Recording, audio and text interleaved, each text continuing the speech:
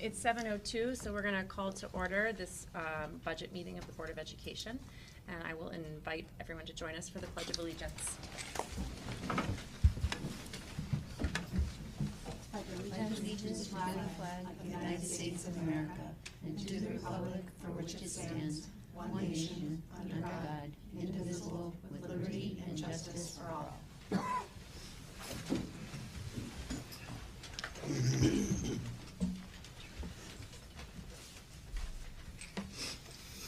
All right, is there a motion this evening to approve the agenda? So moved. Meg Scata. Thank you, Meg. Is there a second? Second. Kim. Seconded by Kim. Any discussion? All in favor? Aye. Excellent. We will move on. The next item on our agenda is the replacement of Board of Education member. Tim Lavoie's resignation was announced at the previous meeting as he was appointed to fill a vacancy on the Board of Selectmen. And we wish him all the best. And we are very excited that Stacy Benham was willing to come back and join us. Stacy is a former Board of Education member. So we are going to take action tonight on officially appointing Stacy to fill this vacancy. It was our hope that we would have someone from the town clerk's office to swear Stacy in so that we could have her seated in with us. If they're able to join us at some point during the meeting, they will. Stacy's going to join us at the table anyway so that she can ask questions. We felt it was really important for her to be present as part of this budget conversation. So with that, is there a motion to appoint Stacy Benham to fill the vacancy on the Board of Education? So moved. Thank you, Meg. Second that. Seconded by Dave. Any discussion? All in favor? Aye. Aye. Motion passes unanimously. Stacy, thank you for stepping up and joining us again. We are so happy to have you back and glad you could be here for our budget conversation. Thanks. So if Mike is able to join us, that's wonderful, and they'll swear you in, and we'll just pause when he gets here and take care of that. And if he's not able to, that's all right. I don't anticipate taking any further action on the budget this evening, so you just be part of the conversation. All right. With that business taken care of, we're going to move along to public comments. So I would just ask anyone who wishes to offer public comment this evening to please keep your comments to 3 minutes or less. And when you come to the podium, state your name and your address for the record.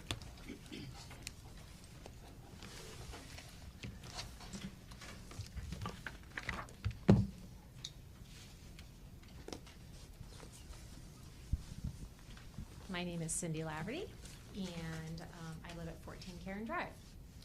So good evening. I teach here in Portland at the high school. I have 17 years of experience teaching health education, and the last 10 of them are here at Portland High School. And I'm here asking you to reinstate my position to full-time for the 2025-2026 school year. So this year, the health program took significant cuts, leading to larger class sizes and requiring our middle school health teacher to teach some of the high school classes. I stayed here despite these devastating cuts. I chose to stay in Portland because I love it here and because I had believed that this reduction was temporary. So the most recent proposal to change the position to 0.8 for next year is disheartening. Part-time positions aren't sustainable, not for myself, not for most educators. It often leads to a revolving door, which in turn undermines the stability and success of a program. So for example, before I was hired in 2014, the high school cycled through 7 health teachers in 6 years. The position was part-time. When I joined, the curriculum was severely outdated because of the lack of consistency. During my tenure here, it's been rebuilt from the ground up, now reflecting the needs of our students. Its strength reflects hard work, experience, and passion. It's important for you to be aware that every student takes high school health education twice during their time here, meaning I teach the entire school twice. I know everybody. It's awesome because this allows for consistency, continuity, and the development of strong relationships. Health education has mandated, sensitive, critical topics: suicide prevention, depression, sexual health, sexual assault, domestic abuse, mental health. These are not easy conversations. I have the confidence, experience, training, and most importantly, the relationships to talk about these things, and the kids listen to me. I guide them through it. Students trust me. They're seen, heard, they're never turned away. So just last week, 3 kids came to me with very different challenges. They sought me out, all with things that reflect what we talk about in class. What I'm doing is working. This is a safe environment. They have coping skills. I'm giving them tools. Back in August, the board had a long discussion about high teacher turnover and agreed that retaining strong teachers is of the essence. So I'm an example of this exact concern. Excuse me. So if this position remains part-time, I'll be forced to leave. It's a decision I don't want to make. I believe the loss of an experienced and trusted teacher is detrimental to our students' needs. Health education is not optional, it's a state mandate. It's the foundation of young people's well-being and success. I urge you to prioritize this program and support restoring my position to full-time. Thank you. Thank you, Cindy.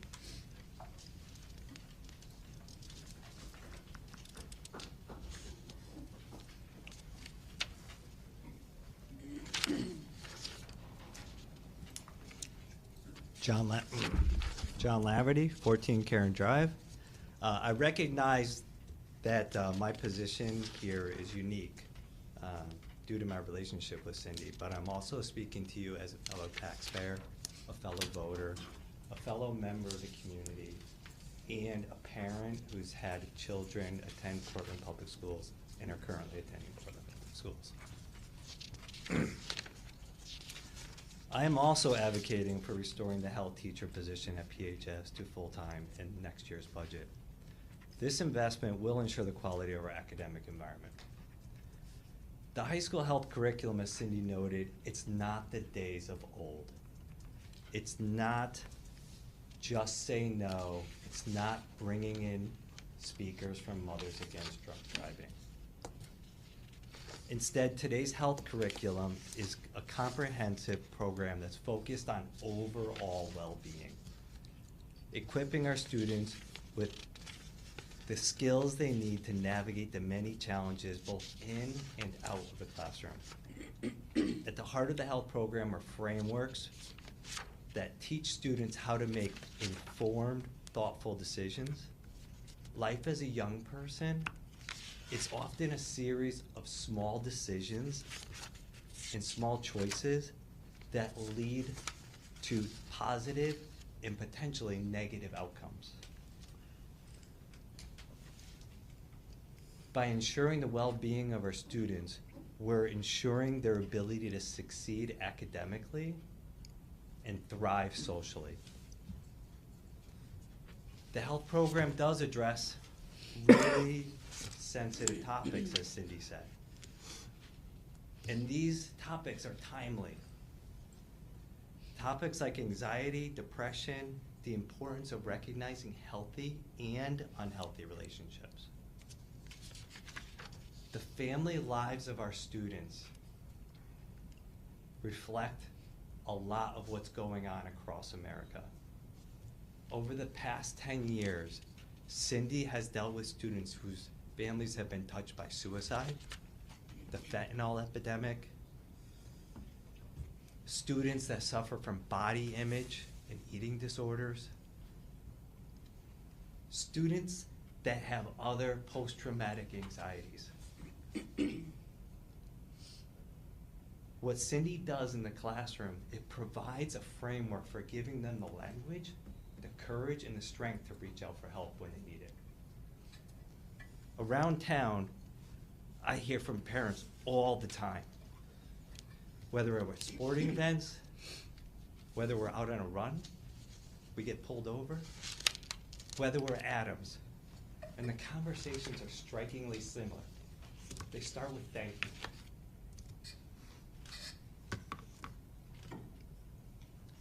And And then they go on to tell us how health created a conversation at their dinner table, their dining room table that night.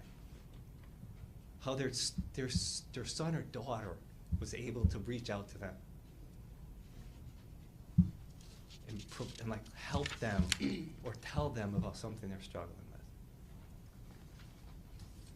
So this isn't an accident. This is part of what the program has evolved to at this high school.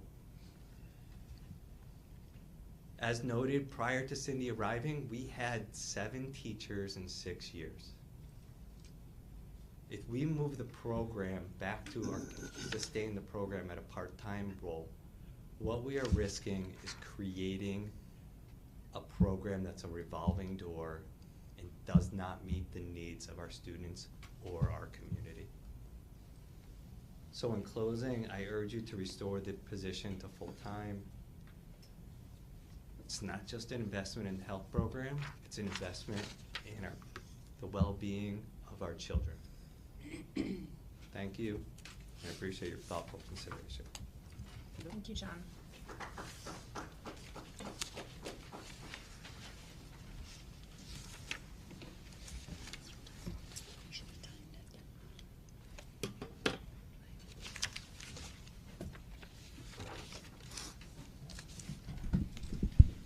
Good evening, ladies and gentlemen of the board, Dr. Britton, citizens of Portland. I'm Cooper Reddick. I live at 401 Penfield Hill Road. I've lived there for my entire life since I was about 3 weeks old, and I'm happy and grateful and proud to say that I've known the Laverty family for over 10 years now.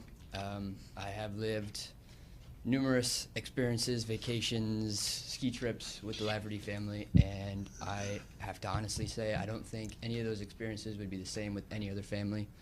Miss Laverty is just the kind of person who you'd love to spend your time with, and I cannot honestly think of a better person who teaches Portland High School students about health.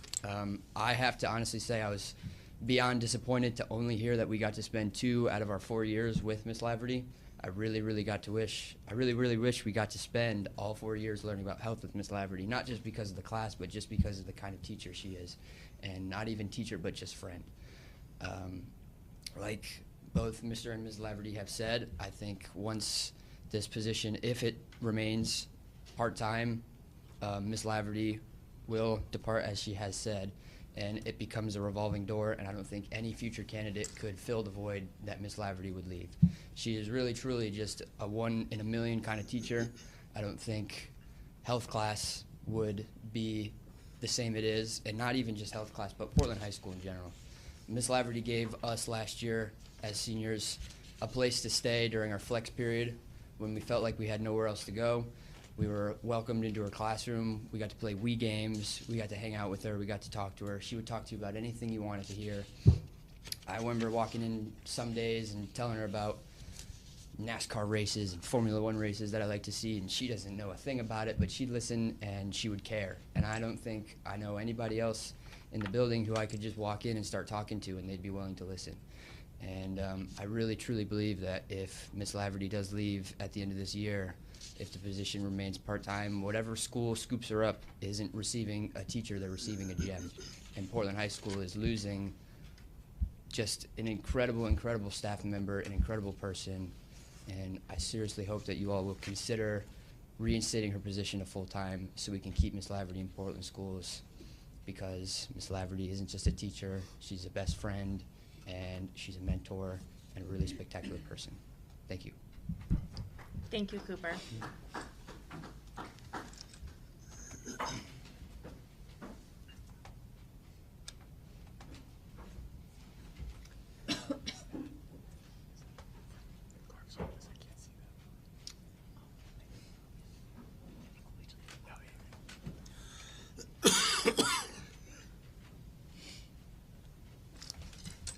Good evening, Board of Ed members, Dr. Britton.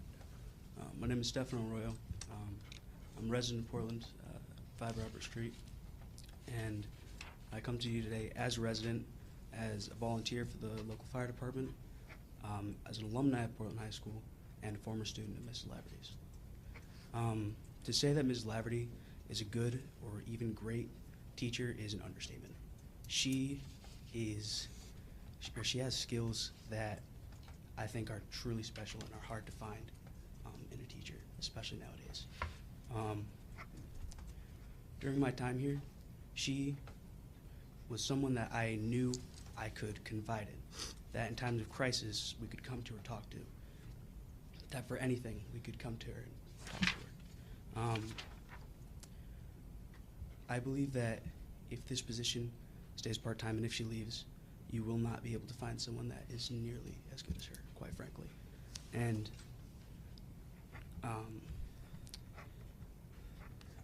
sorry, I feel strongly about this.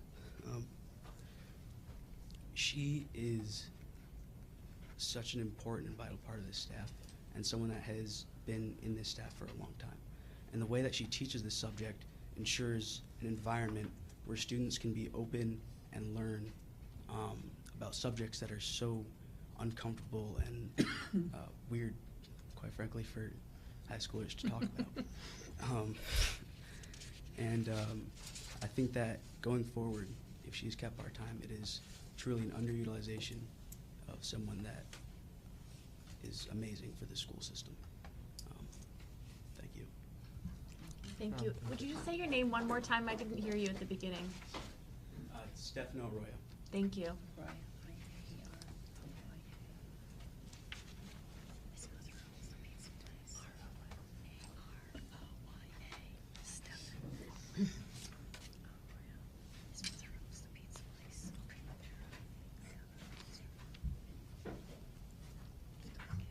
Hello, Board of Ed, Dr. Britton. My name is Noah Decker. I'm a resident of Portland. I live at 18 Victoria Road.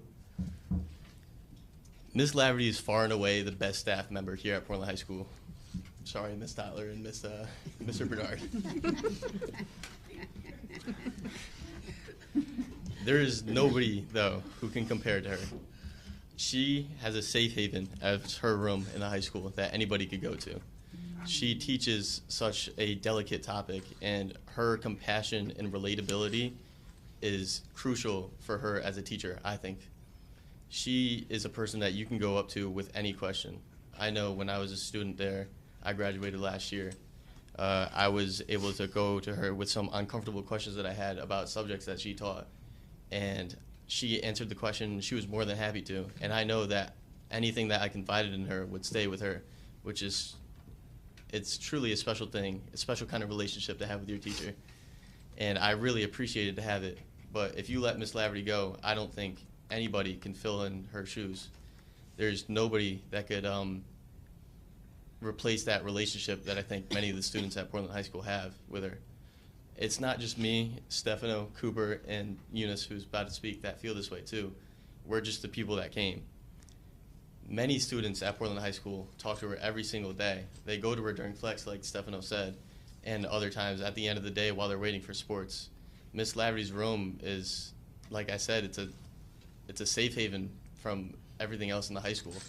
She gave me a place to go when I had nowhere to go during flex, and she was a person to talk to if you had nobody to talk to. If you had a problem, she was there listening. She's not just a teacher, but she's a friend, and a good one too. If I was a parent and Miss Laverty left, I don't think I would get it, but I think I would pull my child out of the school. That's how important Miss Laverty is to me. Like I said, she's the best teacher I think I've ever had. And yeah, that's all I have to say. Thank you. Thank you, Noah. Well done.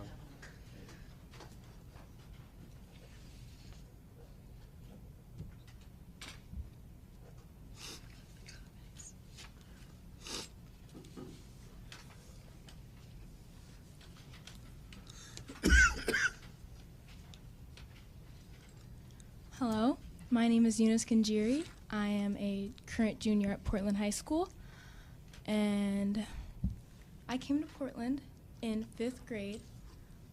When I first moved, it was a very scary place for me, new school, and until high school when I had Miss Laverty, I've never had a teacher that I could feel fully comfortable talking to, or even just want to be in their presence longer than the hour I have to sit through their class.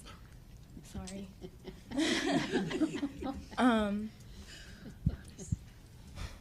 Miss Laverty has helped me make so many decisions that impact my life now. Like, most recently, I didn't want to do cheer anymore. I've been doing it for 2 years, and I switched to indoor track for my well-being, my mental.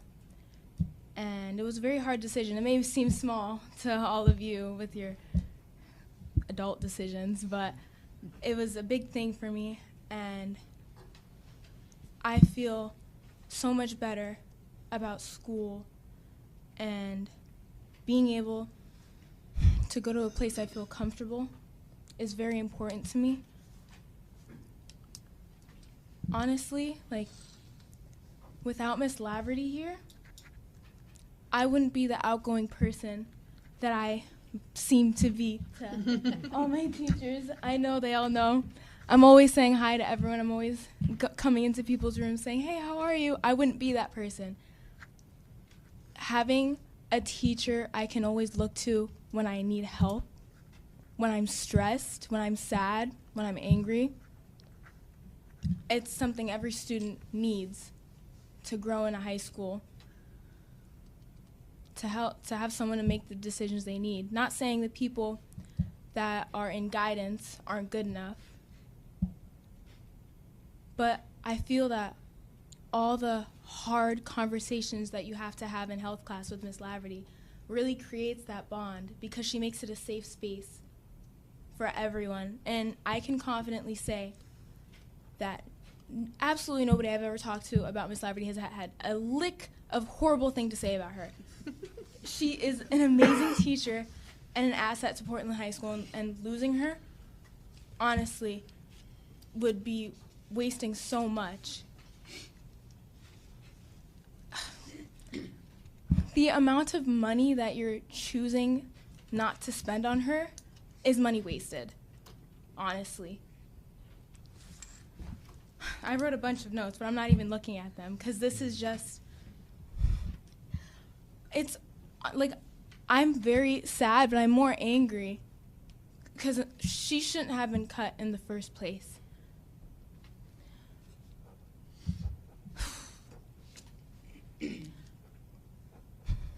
Sorry. Losing Miss Laverty, I don't know what would be worse. Like, Portland would not be the same. You'll never have a teacher like her ever again. Nobody you'll have that will fill her position, if she does go, will ever be as good as her.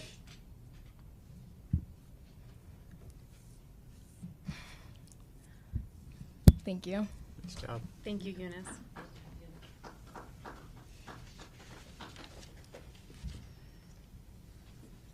Is there anyone else in person?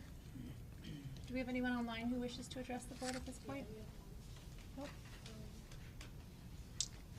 Did she say no one? No, I have one person. You have one person, okay.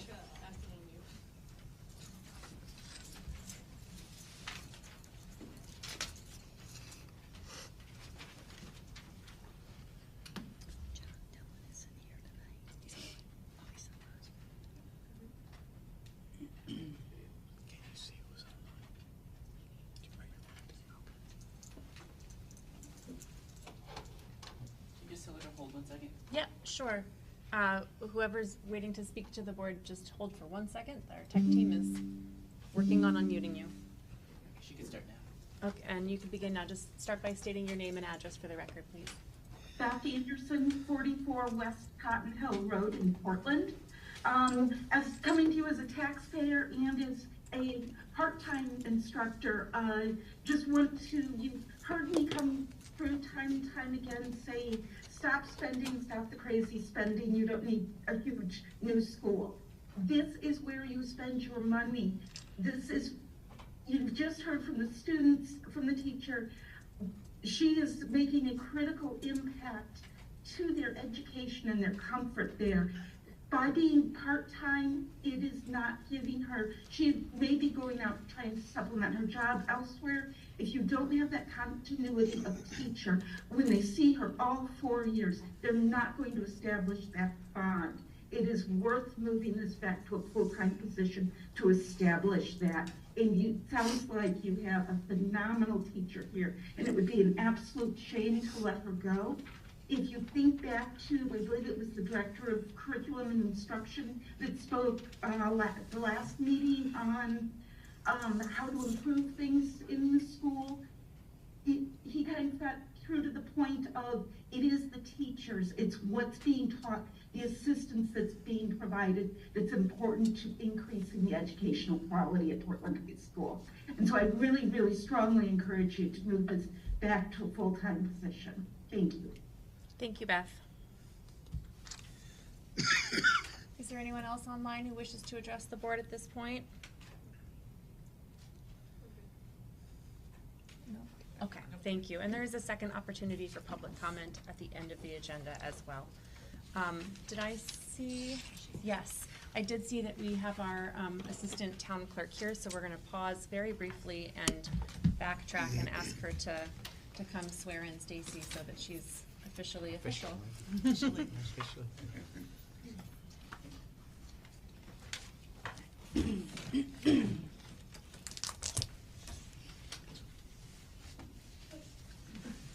Thank you so much for coming down. We really appreciate it. No problem at all.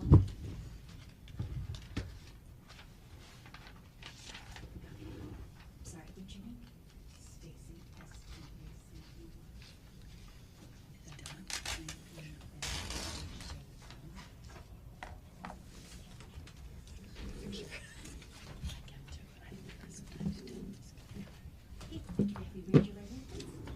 Do you solemnly swear that I will support the Constitution of the United States and the Constitution of the State of Connecticut as long as I continue citizen thereof, and that I will faithfully discharge according to the law the duties of the office of Board of Education to the best of my abilities, so help me God? I will. Perfect. Just need you to sign there for me.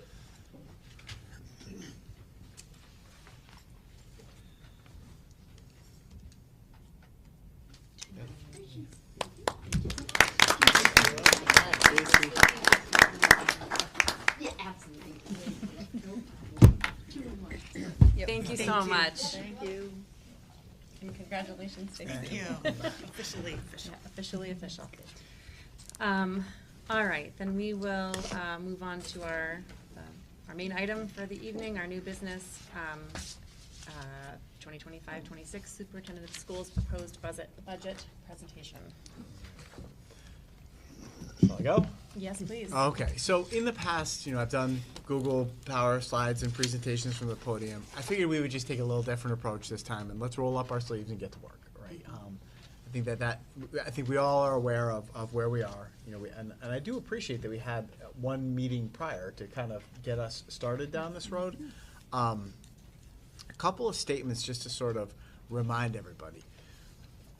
One of the most complicated things about putting a budget together is we're building a budget now that in some cases we aren't going to be spending until 18 months from now.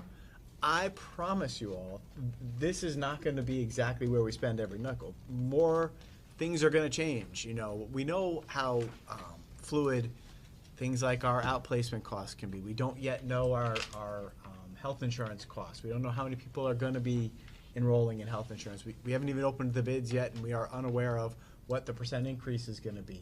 We know our legislators are meeting and considering ECS funding and excess cost funding. A lot of things are going to happen. And tonight, this is just sort of like a, let's get the conversation started. I know we have to approve a budget and move it along, but as things start to change, we'll be back here, either through the personnel committee, back to the full board, adding positions, which we do often, or making adjustments to our % increases, particularly as next week we figure out what our actual insurance increase will be.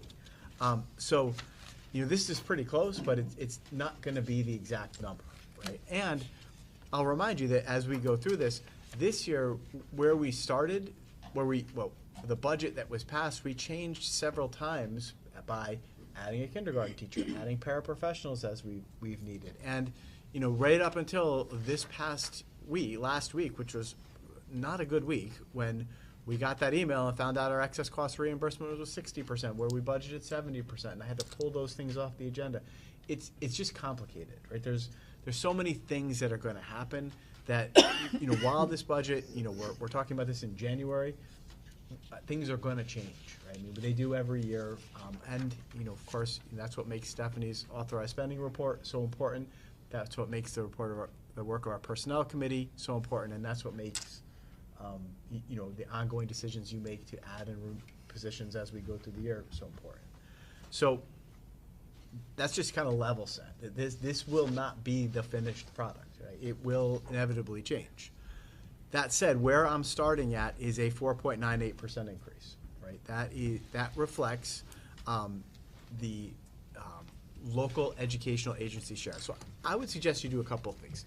If you wanted to, pull this out of your binders, right? That's the object line item summary, right? This is you get this every month in Stephanie's report. That's the authorized spending report.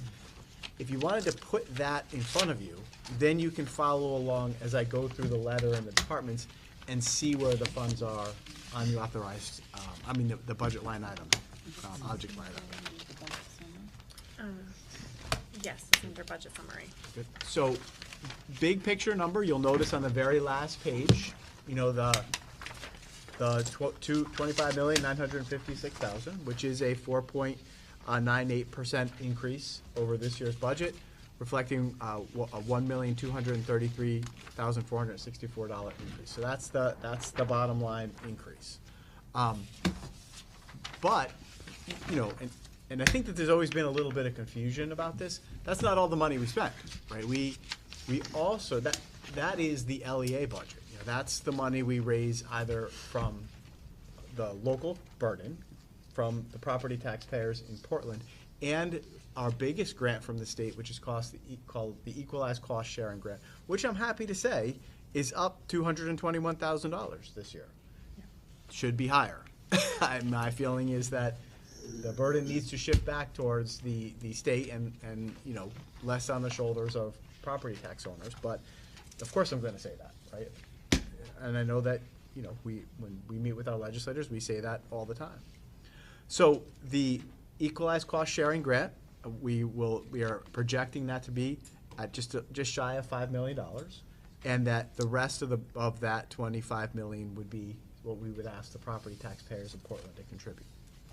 The total budget, though, and Dave points this out to us, is actually $28 million, because that then considers the funding stream that we receive through our participation in open choice, through the IDEA grant, through the excess costs, through the Medicaid reimbursement, and through all of our title funds, and then different grant funds that we get.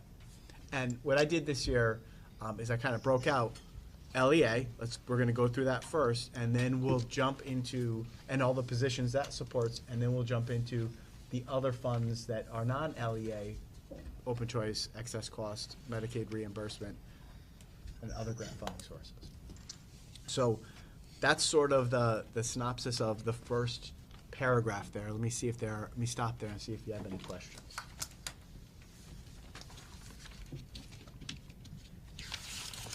Good? All right. Yep. So I kind of framed this, hearing Dave ask for, a third column, right? Like what is the either percent increase or decrease, and then what is the cause of that? Obviously my challenge was that I couldn't fit all of that into one column. So consider my narrative here, that third column, which Dave had asked for, and I think it's a good structure to explain what the drivers of the increases are, sort of line item by line item, object by object. The first and most expensive thing that we pay for are our people, right? Our certified, non-certified coaches, stipend positions, the outstanding people we have providing all of the academic, co-curricular, extracurricular, clinical-based supports that our students need. So that line item, those line items in the certified and non-certified salaries, stipends, and everything reflects a 5.27% increase. The primary driver of that are the contractually negotiated budget wage increases. Right? So we just finished our contract negotiation with the administrators this year, the teachers this year. We're working on the secretaries. We worked on one-year extensions with the paraprofessionals and the custodians, and we still have the nurses up this year. But that 5.27% generally reflects what I call GWI, or what is called GWI, the general wage increase for all of the folks who do such an outstanding job for us. A couple of tweaks I've made, and you heard about one of them tonight, but I'm going to go through them. We have 3 positions in the budget that are grant funded, right? Those grants are going to expire at the end of this year.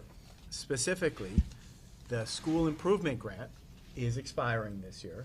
We have 2 special education positions at Gildersleeve that are funded in that grant. And at the middle school, we have a clinician position that is currently funded by the mental health grant from the state, also set to expire. If we want to keep those positions, we need to move them into the LEA, right? We need to move them out of grant funding or, eliminate them. My recommendation is that we have to keep one of those special education positions, and we really need to keep that clinician at the middle school, right? How I'm suggesting we move those into the LEA, I have in the next set of bullets.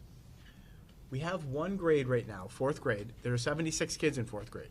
Everybody needs to be aware of that, by the way. Those 76 kids are eventually going to be at the high school, right? Their positions are often sensitive to enrollment, right? When those 5th graders and our current 4th graders reach the high school enrollment is going to drop potentially from around 300 to somewhere around 250, right? We need to keep an eye on that. But what that means for Gildersleeve next year is that while we currently have 5 5th grade positions budgeted, we are only going to need 4, because the 110 students currently in 5th grade, you see the enrollment report, are moving up to 6th. We don't need 5. We only have 4 4th grade positions. We're going to need 4 5th grade positions. My recommendation is to take the FTE savings from that 1 5th grade position reduction and use it to fund one of the 2 special education positions that we're cutting. Additionally, this is a hard one, I am recommending that we reduce 1 special education position at the high school. We did add that 2 years ago. I am recommending we reduce that in order to keep that clinician position at the middle school. If we didn't keep that clinician position, we would have 1 social worker serving the social and emotional well-being needs of our students and families in grades 6 through 12. That is a truly unmanageable caseload and doesn't reflect things like hours in 504 plans and otherwise the supports we provide our students. So by reducing the 5th grade section and the special ed position at the high school, we're able to keep one of the 2 special ed positions at Gildersleeve and the clinician position at the high school by absorbing them back into the LEA budget. The other, what that would then mean is that would be a net reduction of 1 special education position at Gildersleeve, which would bring us back to the pre-SIG grant levels of support special education staffing at Gildersleeve. Additionally, in my budget, I've recommended a 0.3 increase in our health position, which would bring our health teacher from 0.5 to 0.8, and then I'm recommending reducing 4 paraprofessional positions. The impact of that, I want you to know, is that at Gildersleeve, caseloads for special education teachers are going to rise from 11 to 17, and caseloads for special education teachers at the high school are going to rise from 17 to 25. So that's where we are in terms of positions. Otherwise, everything else is status quo. Could you say those high school numbers one more time for me? High school, this year, case managers have an average case size of 17. And they'll go up to 25? Go up to 25. Okay. At Gildersleeve, average is 11. We'll be going up to 17. Okay, thank you.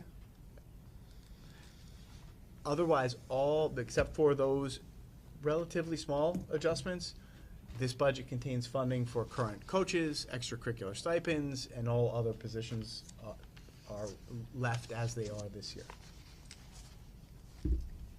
I'll see if there are any questions. I just have What's 2 that? on the spreadsheet that we have, the line item 12022 and 12023.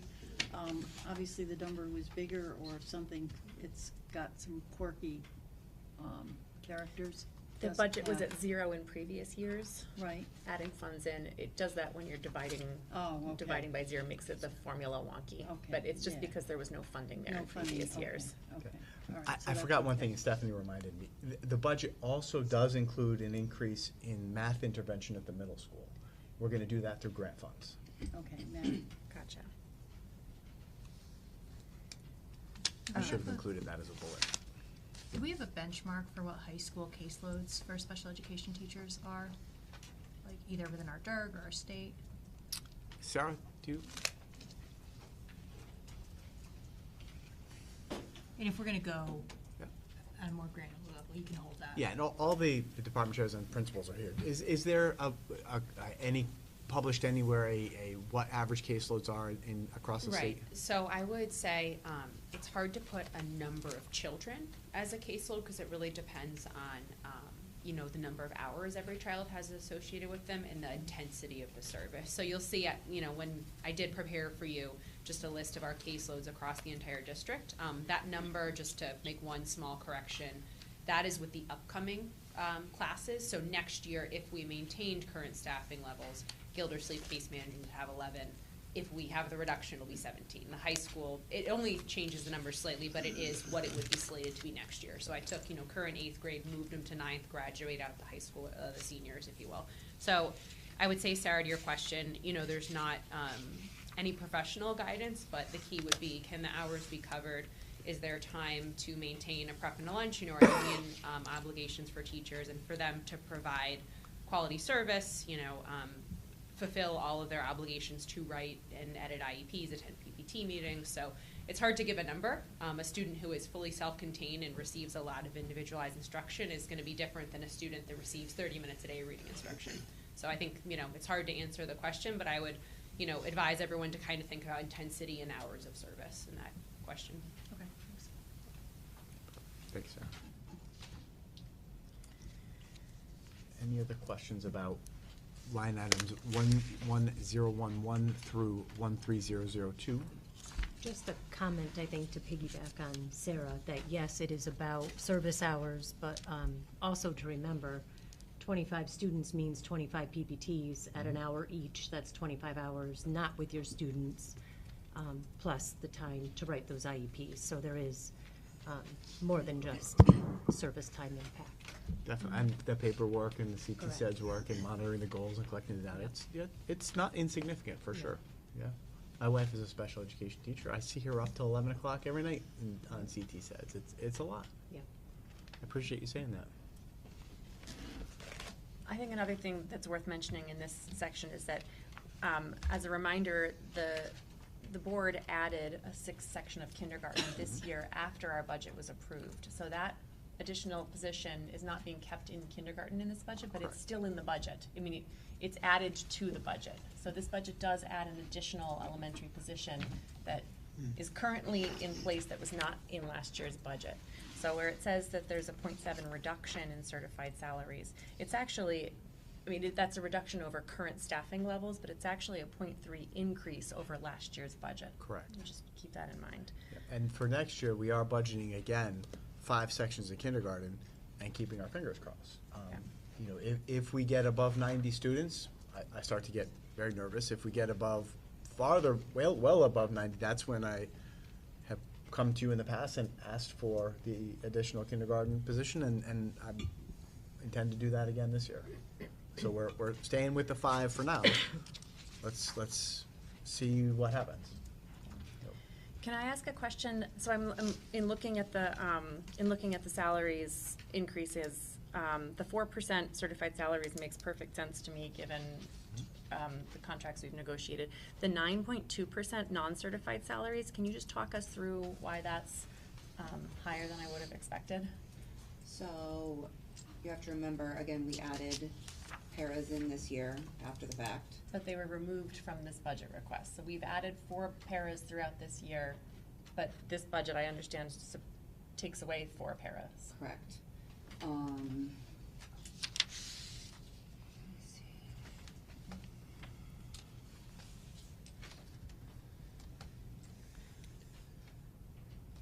Could it be the BCBA? No, No, that's in 11011. And certified. I'm just trying to look at my accounts here just to see if I. The BCBA So are your position isn't therapies, certified? I was gonna say, are your therapies I in think it's certified? the OT. No, I was gonna say. No, it's not, wouldn't be, that's in 11011. 11012, so it's the van drivers. Okay. Our portion of it. It is, I'm just gonna make increases here.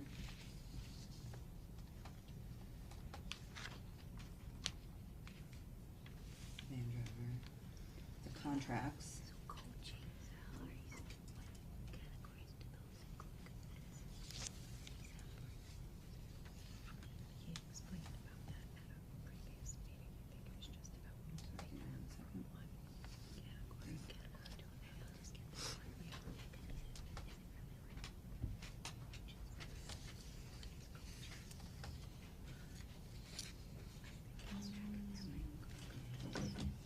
Put me on the spot here. I'm tell you sorry, what, I I'll didn't tell you mean what, to. why don't you look for that? I know it's just a matter of you finding it. Why don't we move on, give her a Sure. minute? Yep. That's good. So while we get a question to that, are there any other questions about this we can put Stephanie to work with? Yeah, so I'm looking at the, this breakdown that was in, I think, the summaries, or a little bit further on, where it says the 11014, the coaching salaries. Mhm. Is coaching, is that an academic coach, or is it more a sports coach? And did we just shift positions around? I'm just wondering why that went up Did you get us in- 37%. That's from the $40,000 pay-to-play cut that I had to Yeah. put back in. Right. In this budget this year, we were gonna do pay-to-play, but then it didn't get approved. We had to keep the cut out, and that was the line item that we put it in, so that's adding it back in. And then also, you'll see the negative 22,000 in the activities. I flip-flopped. I had the athletic coordinator in one stipend, and I switched it up into the other one because it made more sense to put it in with 11014 than 11015. So that's why it's 60-something thousand, and the other one is a reduction of 22. Okay. All right, why don't you keep working on the 11012? And I guess my question is, if we had actual, so let's just use quickly as an example, 12022. We had actuals of like 3,000, but we had budgeted 0. Why wouldn't we at least propose a 3,000 for this year as opposed to 1,000? If you spent it last year, you don't anticipate spending it this year?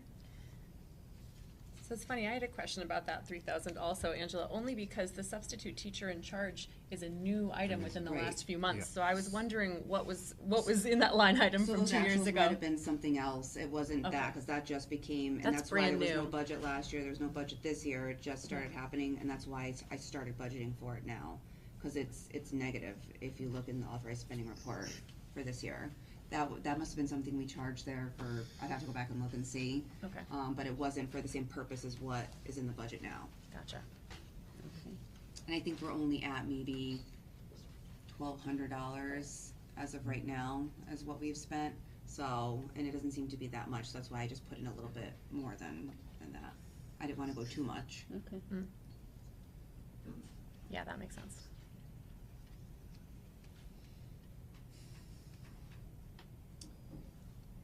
So it's 2 paras that came out of IDA, I know that, I'm seeing that now.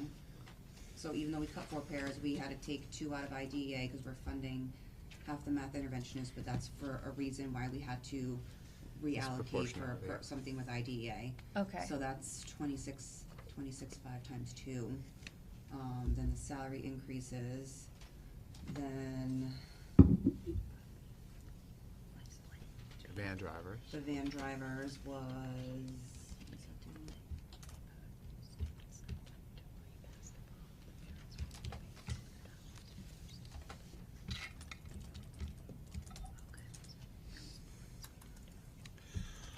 The van driver addition was 64,000 for that. So we're at 64, 74, 84, 94, 104, 115-ish, plus increases. 1 year extension. Nurses.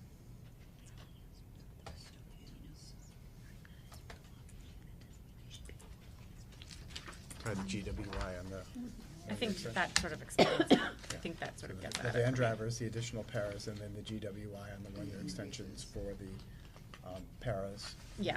Right, and then a placeholder projection for the secretaries, because we're in the middle of negotiating their Mhm. contract, and a placeholder projection for the nurses, which we also have to negotiate this year. Yeah, I think that makes sense.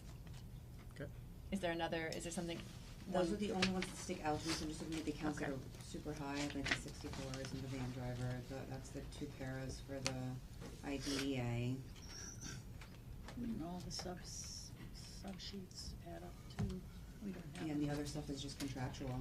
Okay. All the other increases, $4,600 in that line, that's contract, 5,000 contract, 8,000 contract. Yeah, it's that. It's just Okay. GWI, yep. Okay, thank you. That helps explain that. I figure it's about $5,500 per line item with the contract increase, and there's multiple line items. Yeah. So when you add it all up. Should we have a printout of that? In other words, what goes into that one line item? I don't know if you'd understand all the different accounts Well, or what. and the other thing is that the certified salaries and non-certified salaries don't break out by district, by school. We don't get that whole object. Well, what you'd have to do, Meg, is you'd have to go bargaining unit by bargaining.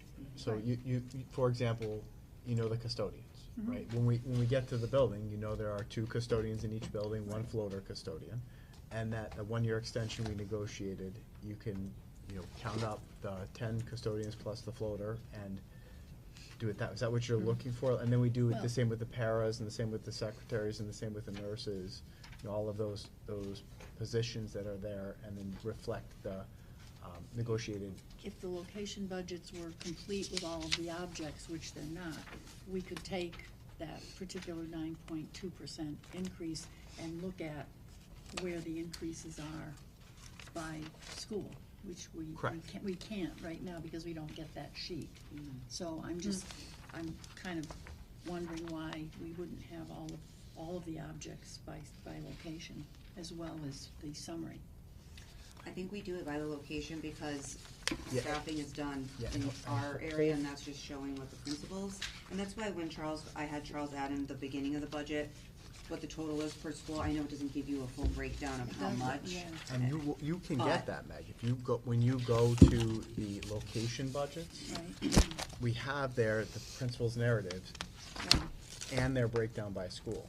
Right. You see what I'm saying here? But So- she's saying she would have liked to seen the salaries staff. also. Oh, Yeah, yeah. And it's just the format that it's always been, and again, going forward, I could take feedback, and if I just can think do it it's that not- way, and then it's an- maybe It's add an it. incomplete picture by location, that's all, that, we'd have to go back to the main summary. Gotcha, yeah. But that did answer my question. I was just trying to understand what that 9.2% was about, and I just did a little quick math.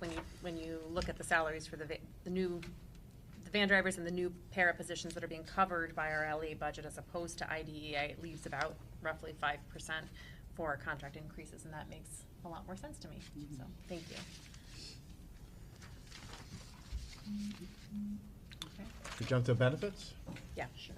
Okay, so interestingly enough, the benefit increase, we did have last year a very significant jump in health insurance increase, a 13% increase, and our insurance consultant has recommended we put another 13% in this year. We're gonna learn that number, is it next week? We're opening them? Next week, we're gonna see. But this budget reflects a 13%. Hopefully it'll be lower, maybe higher. I think that 13% is pretty reasonable. But of course, the big driver there is, well, then how many people are taking the benefits, right? For example, I'm on my wife's benefit package. I don't take the benefits, and lots of people make those decisions. Now, we did do our homework, and I want to thank Tricia and the secretaries in our building. We canvassed the schools to try to get a sense of, during the open enrollment period, how many people are going to jump on our benefits. What was interesting is what I was mostly concerned about was this year we hired a lot of young people. We hired a lot of, teachers who are under 26 years of age, which is an interesting number because, as you know, for those of you who are parents, when you're under 26, you can stay on mom and dad's health insurance under the Affordable Care Act. But once you turn 27, then you're off the parents and often accessing ours. So we needed to reach out to our schools to find out who was going to either reach that age or join us, or if people are having families, getting married, moving from one person to two person or two person to family plans, or in some cases, if your kids are over 26, moving from family plan back to two person. At this point, we're pretty comfortable with this 1.34% increase, which you might be saying, oh, that seems low, but that's a reflection of the census, even though it does include a placeholder overall at 13%, which is enormous for a health insurance increase. That's the primary driver. So when you look at this and go, hey, if we're concerned about a very large increase in the cost for health insurance, be it a single, two-person, or family plan, but you're telling me that's 13%, how is only a 1.34% increase? That reflects fewer people taking the insurance. We've done everything we can to try to predict that by asking the questions, but we won't know exactly how many people truly do take the insurance until the open enrollment period this spring. That was a lot. Is that good? I'm sure I would never put a negative in here for that, just because of the situation we're in. That's just not good sound budgeting. Yeah, because if you look at this breakdown, what you just explained, the picture here isn't the same. At all, because what this is saying, I mean, I like the work you've done, that's great, and I love seeing the number come down 25,000, but it looks like we've offset it by all those other categories under benefits to kind of make up for it and then some, right? Will you ask that question again so I understand what you're saying, Angela? I'm not sure what you mean by offsetting So in the it. benefits section on this breakdown, the medical insurance line, which is what he just spoke to in detail, says it's down by, the budget is down by 25,000. He's proposing to go down. But yet the overarching percent increase is 1.34 because all these other categories like tuition reimbursement has gone up 5,000 and pensions have, well, pensions, let's see, they 60,000. yeah, so all, and there's this one that's retirements that's up 22, so. Yeah, we can go through each of these if you want. So for example, the tuition reimbursement, that's a contractually negotiated benefit that the teachers and the administrators have, and that reflects the increase that we negotiated with them because tuition credits are more expensive now, and when we sat down at the negotiating table, that was pointed out to us that we, what we had been paying, as we know, college costs more. Right? Yep. The big one there is the pension. Do you want to explain that one a little bit, Stephanie? So the pension, and to be frank, they're all underfunded. That should be in the 600,000s, but I have to stay within a certain reasonable amount. So we get what's called a valuation from our somebody that gives me a number where they take how the market did and what they invest the money in and how they pay it out and how the market does. So based off of that number, that's my starting point. So I didn't have the number when I was doing this, so I take what it was this year, hoping that it didn't go up too much, and it didn't. I finally got the number, and it's like $20,000 more. So technically, that's underfunded at this point. And then what you do is, so that's the pension. Those are the people who, before we had the defined contribution plan, they had the defined benefit plan where you didn't have to contribute. They get a true pension from the town. After, I don't know what year it was that they switched to the defined contribution plan, which is we put in 6%, they put in 6%.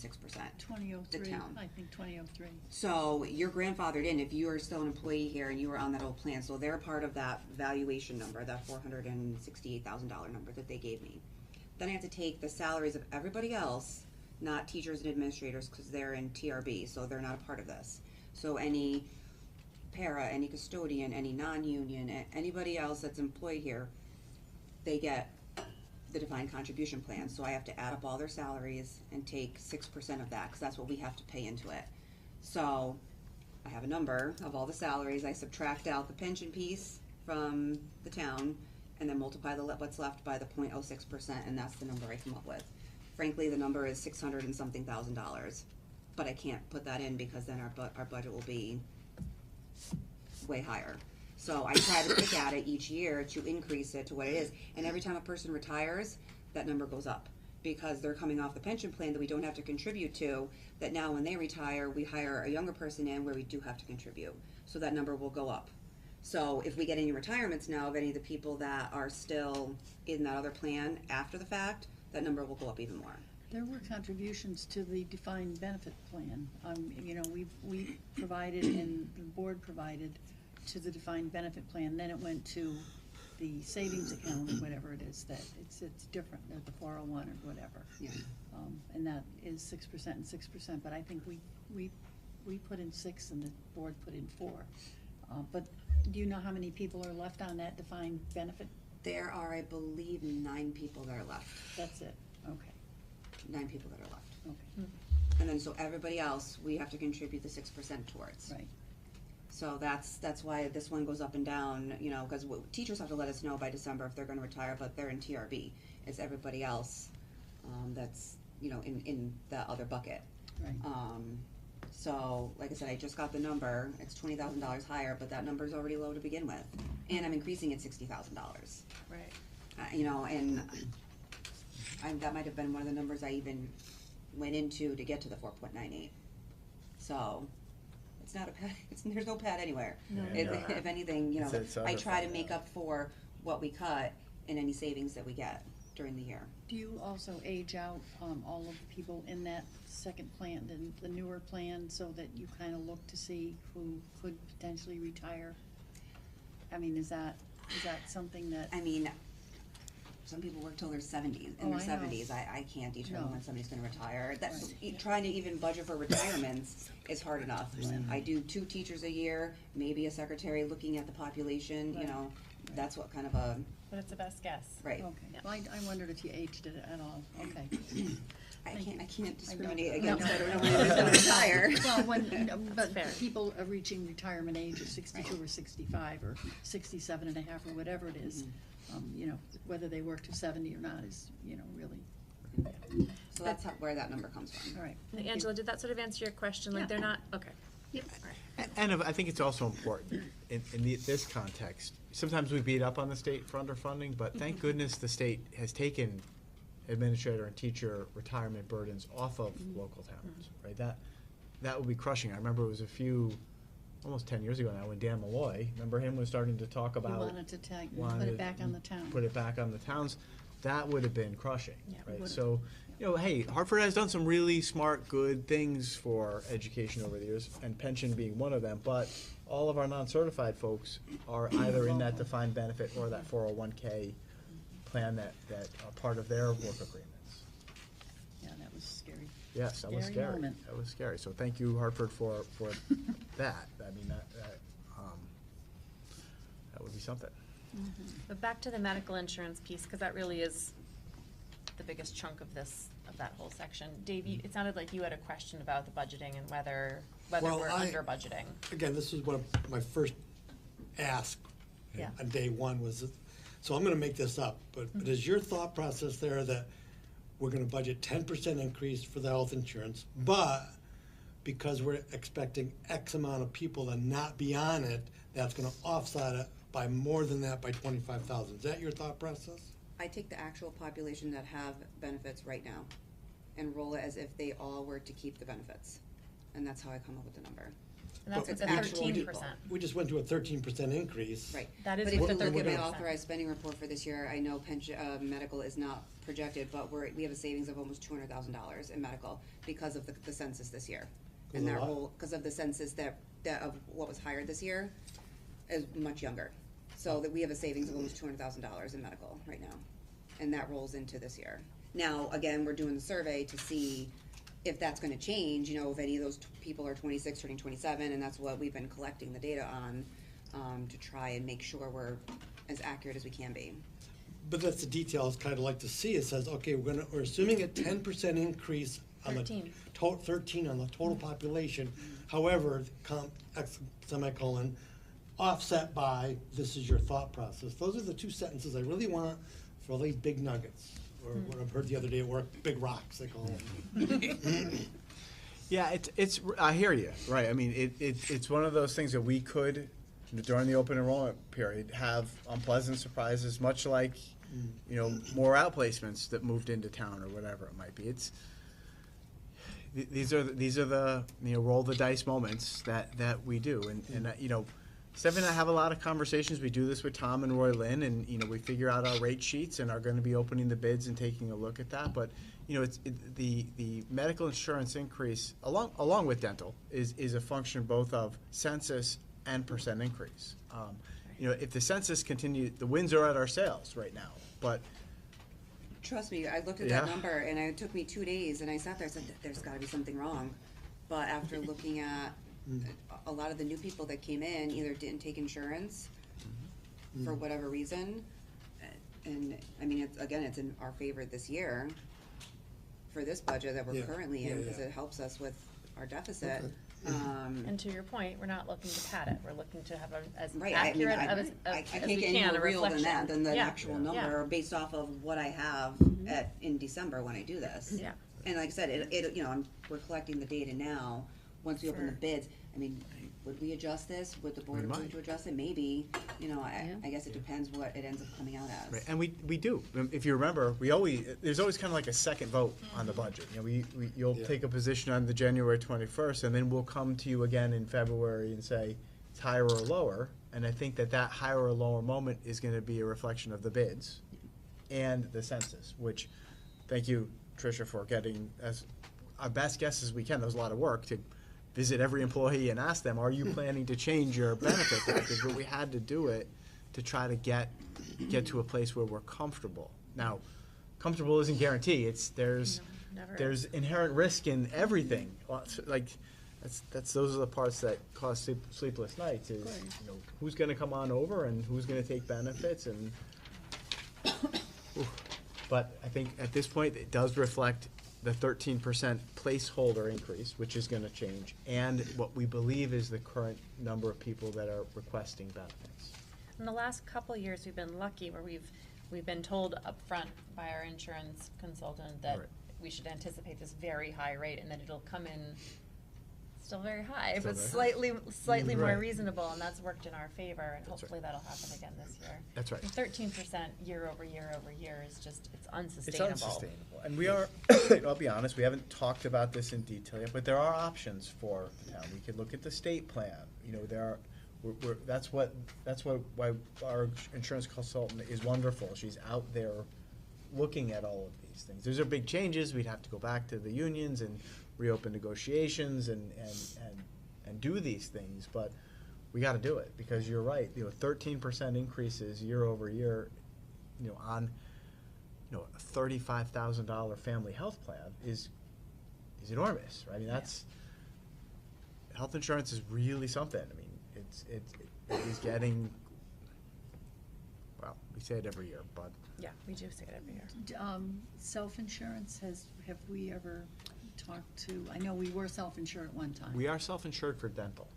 Okay. I don't think we've had any conversations with Lynn Gurnham about being self-insured for medical. I think if she were here, she'd tell you the dozens of reasons why a group our size that would be a bad idea. Okay. But I don't that I don't know. I don't know that level of detail. Okay. Well, plan C or whatever, if it gets to the point where it's astronomical. Right. Something to consider. All right. So overall, that we see a placeholder of 13% increase, but overall 1.34, and that's not just health insurance, but that's the big number, right? That's the top $3 million, big chunk, almost, what was that? It's a third of the salaries. Yeah, what's that percent of our budget? 3 million % of our overall budget is. It's more than 10%. More than 10%, right? I mean, it's a large number that. Yeah. That's Essential. significant. We have to take care of both our contract obligations and, well, for those of us who believe healthcare is a right, this is something that we have to do. We have to take care of our people. And I am, by the way, very happy with that wellness incentive that we put in all of our contracts now. I think it's great, and hopefully What long is term. A wellness incentive with our teachers, and administrators are now, as we're working through the other contracts, it's an incentive that if you do all the proactive things, Okay. get your mammograms, take care of yourself, Yep. you can have a decrease on your cost share, which is wonderful, right?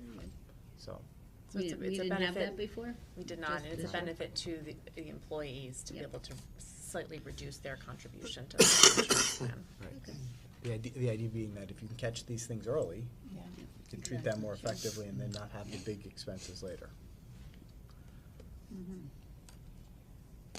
Pretty good there? Yeah, All right. benefits are, yes. Okay, professional services, there is a slight increase there. You know, these are all, this is, you know, Shipman and Goodwin and Mahoney and Sable and all of the things that we pay for, you know, ESS subs, indoor air quality, what is that, Perfect Temp, you know, there's dozens of things and vendors that we use that provide us critical services. Is there any specific item on any one of those in particular? Just confirming that the ESS, the estimates for ESS subs in here includes the updated rates. The new minimum wage adjustment. The new minimum wage adjustment, exactly. It's not going up again next year, is it? I don't think we I know. don't think- yeah, I don't think we know either. I don't think we know. Were there any other questions for Charles or Stephanie about professional services? Considering we only spent 29,000 this year, why do we anticipate it to go up to 35? Is there something we're thinking? Are you talking about legal services? Yes, sorry. And even negotiation services, right? Are you going to 20,000 this year when we haven't had anything budgeted or Well, we actual? only negotiate every 3 years, so we don't have to put anything in the budget. I knew we were negotiating this year, so that's why I did 30. We did 2 one-year extensions, so we're still gonna be negotiating next year, so I brought it down. I didn't keep it at the full, but we are still gonna need those services for next year. And legal's hard because you could have a year where you don't need a lot of attorney work, like last year, but the year before, we spent a lot more. So I try to kind of meet in the middle with, you know, because we don't know if we're gonna get sued, we don't know how much, you know, we're gonna need Rebecca for special ed or for anything on our side. Yep. So I try to do the best. Yeah, I mean, we estimate do if I have can. next year 2 contracts and our transportation contract. So we are gonna need some funding there for those. Additional services, okay, yeah, that's, okay. Good? All right, facility services, and Bob is here to answer any questions. You know, the 9.64% increase, don't forget, we've cut Bob almost every year now. Like, we just can't do it. Bobby, I'm sure you're shaking your head. Our facilities are not getting younger and not getting in better shape. So that 9.64% increase, I'm very worried about. You know, I think it should be higher. I'm really leaning into both the capital budget, which we're going to talk about tonight, and the work of our strategic planning committee. But anything we do, you know, we need those funds. And Bob's here to answer a question specifically about the repairs and maintenance on HVAC and fire control and intercom and, you know, roofing and bleachers and lime pits. I mean, my goodness, this is just like holding it together. So it looks to me like that 9.6% restores the repairs and maintenance line items to 23-24 rates. No, Which was when I first started, it was in the high 4s. okay. To put it into perspective, Yeah. how much it's been cut throughout the years. Yeah.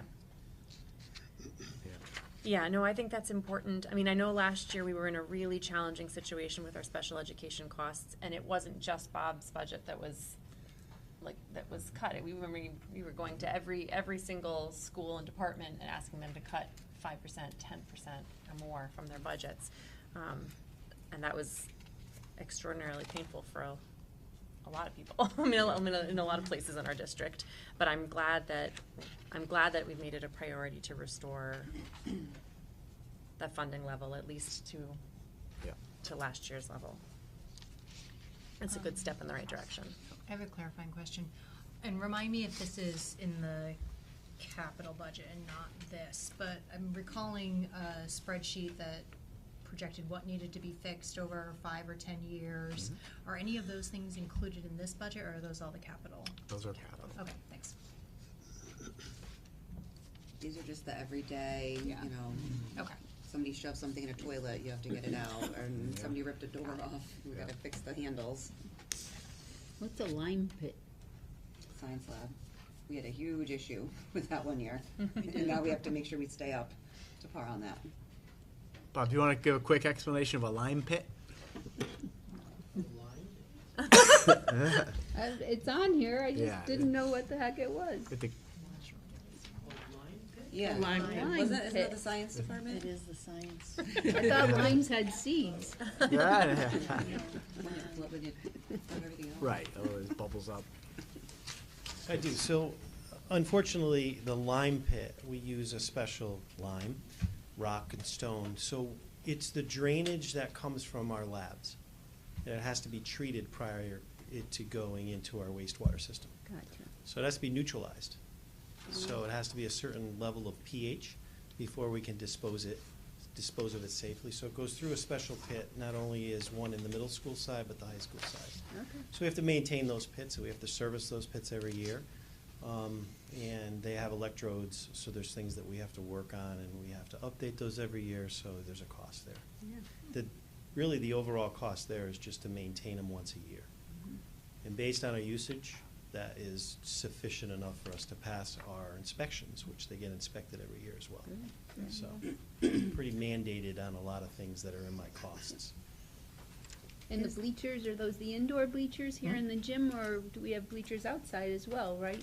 So is Yeah, this we for do have both? bleachers outside. Those don't really fall into that category. Our grounds department does Oh, basically okay. those general Okay. inspections. But the inside bleachers, because they're movable Mhm. and they open up and collapse back into, smaller spaces, we have to get those inspected every year per OSHA requirements as well as state requirements. So that's part of our maintenance budget as well. And then every single year, there's repairs based on those maintenance inspections because they get used quite a bit and they're old. Yep. And what about the intercom? What's going on with that? Intercom systems needs to be updated, they're old. So we're trying to put some money into some of the systems that we currently have. They are critically important for emergencies in all schools. We don't have an overall wealth of communication.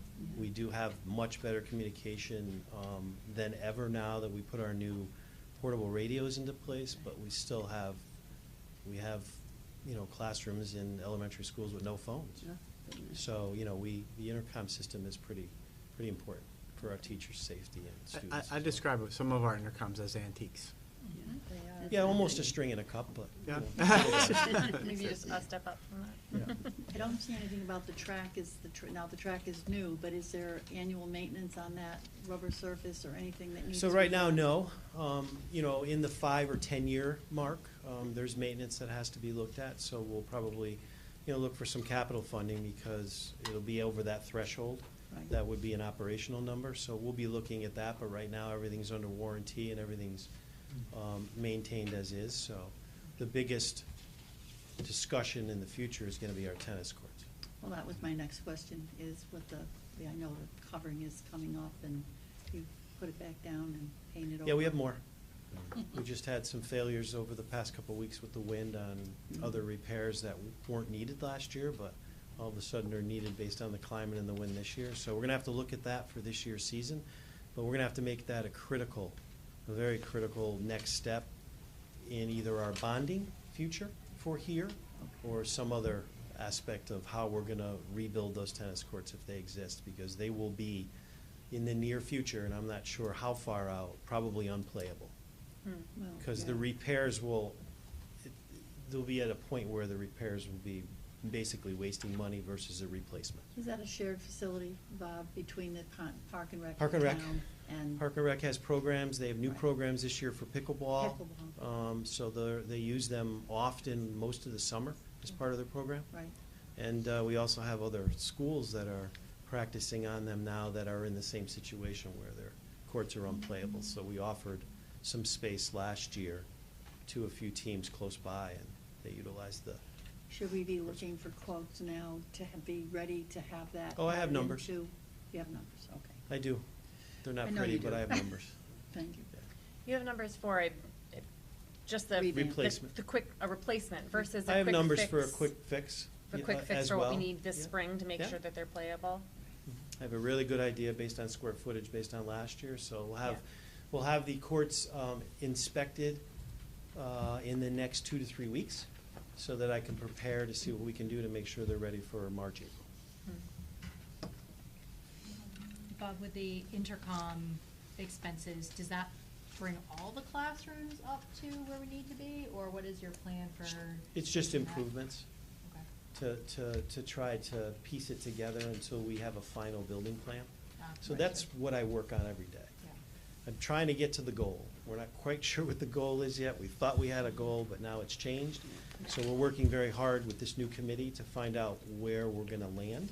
And once we get there, all of that is gonna need to be in the bond, because that's the only way we'll get those things done. Okay.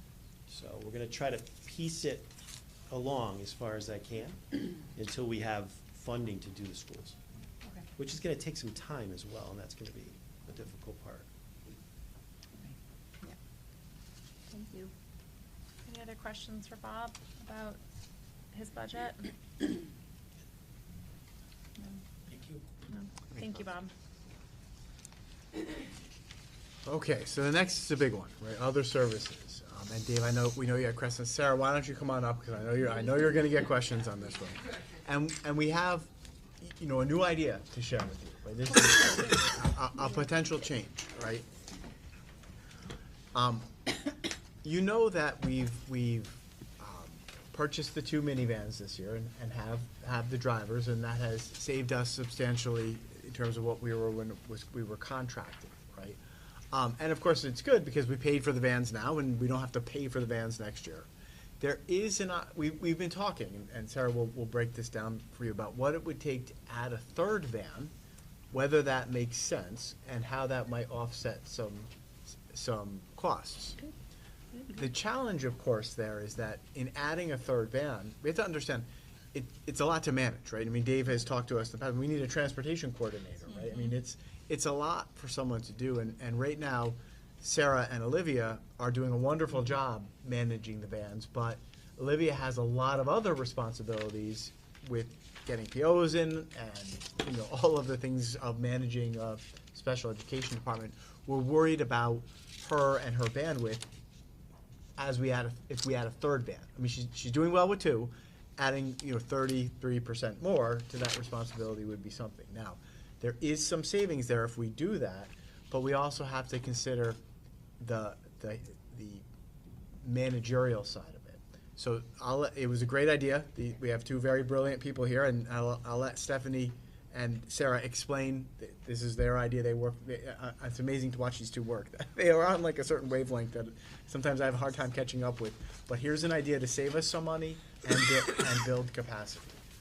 So I'll let you share your idea. So before we jump into like the numbers and nuts and bolts of this possible savings, I just want to orient everyone. If you flip to the 2nd page of the little addendum that's going around, it just explains some of the drivers of the transportation increase and just some of the challenges and consideration in consolidating transportation.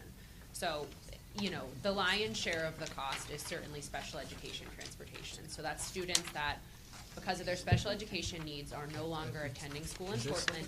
They need to be bused, often on an individual bus to a different school. Sarah, will you hold on one Hold second? on a second. Sorry, Okay, we're we're getting trying to confused. get copies Oh, are we around. not stapled? No, I Sorry. think, did you mean to hand that out? Nope, that's mine. Yeah, don't you take that back. That was the Pass these 2 confusion. down. Do you have extra, are there extra? Yeah, here they come. Here we go. This is the one you should be Sarah's talking about. I don't know.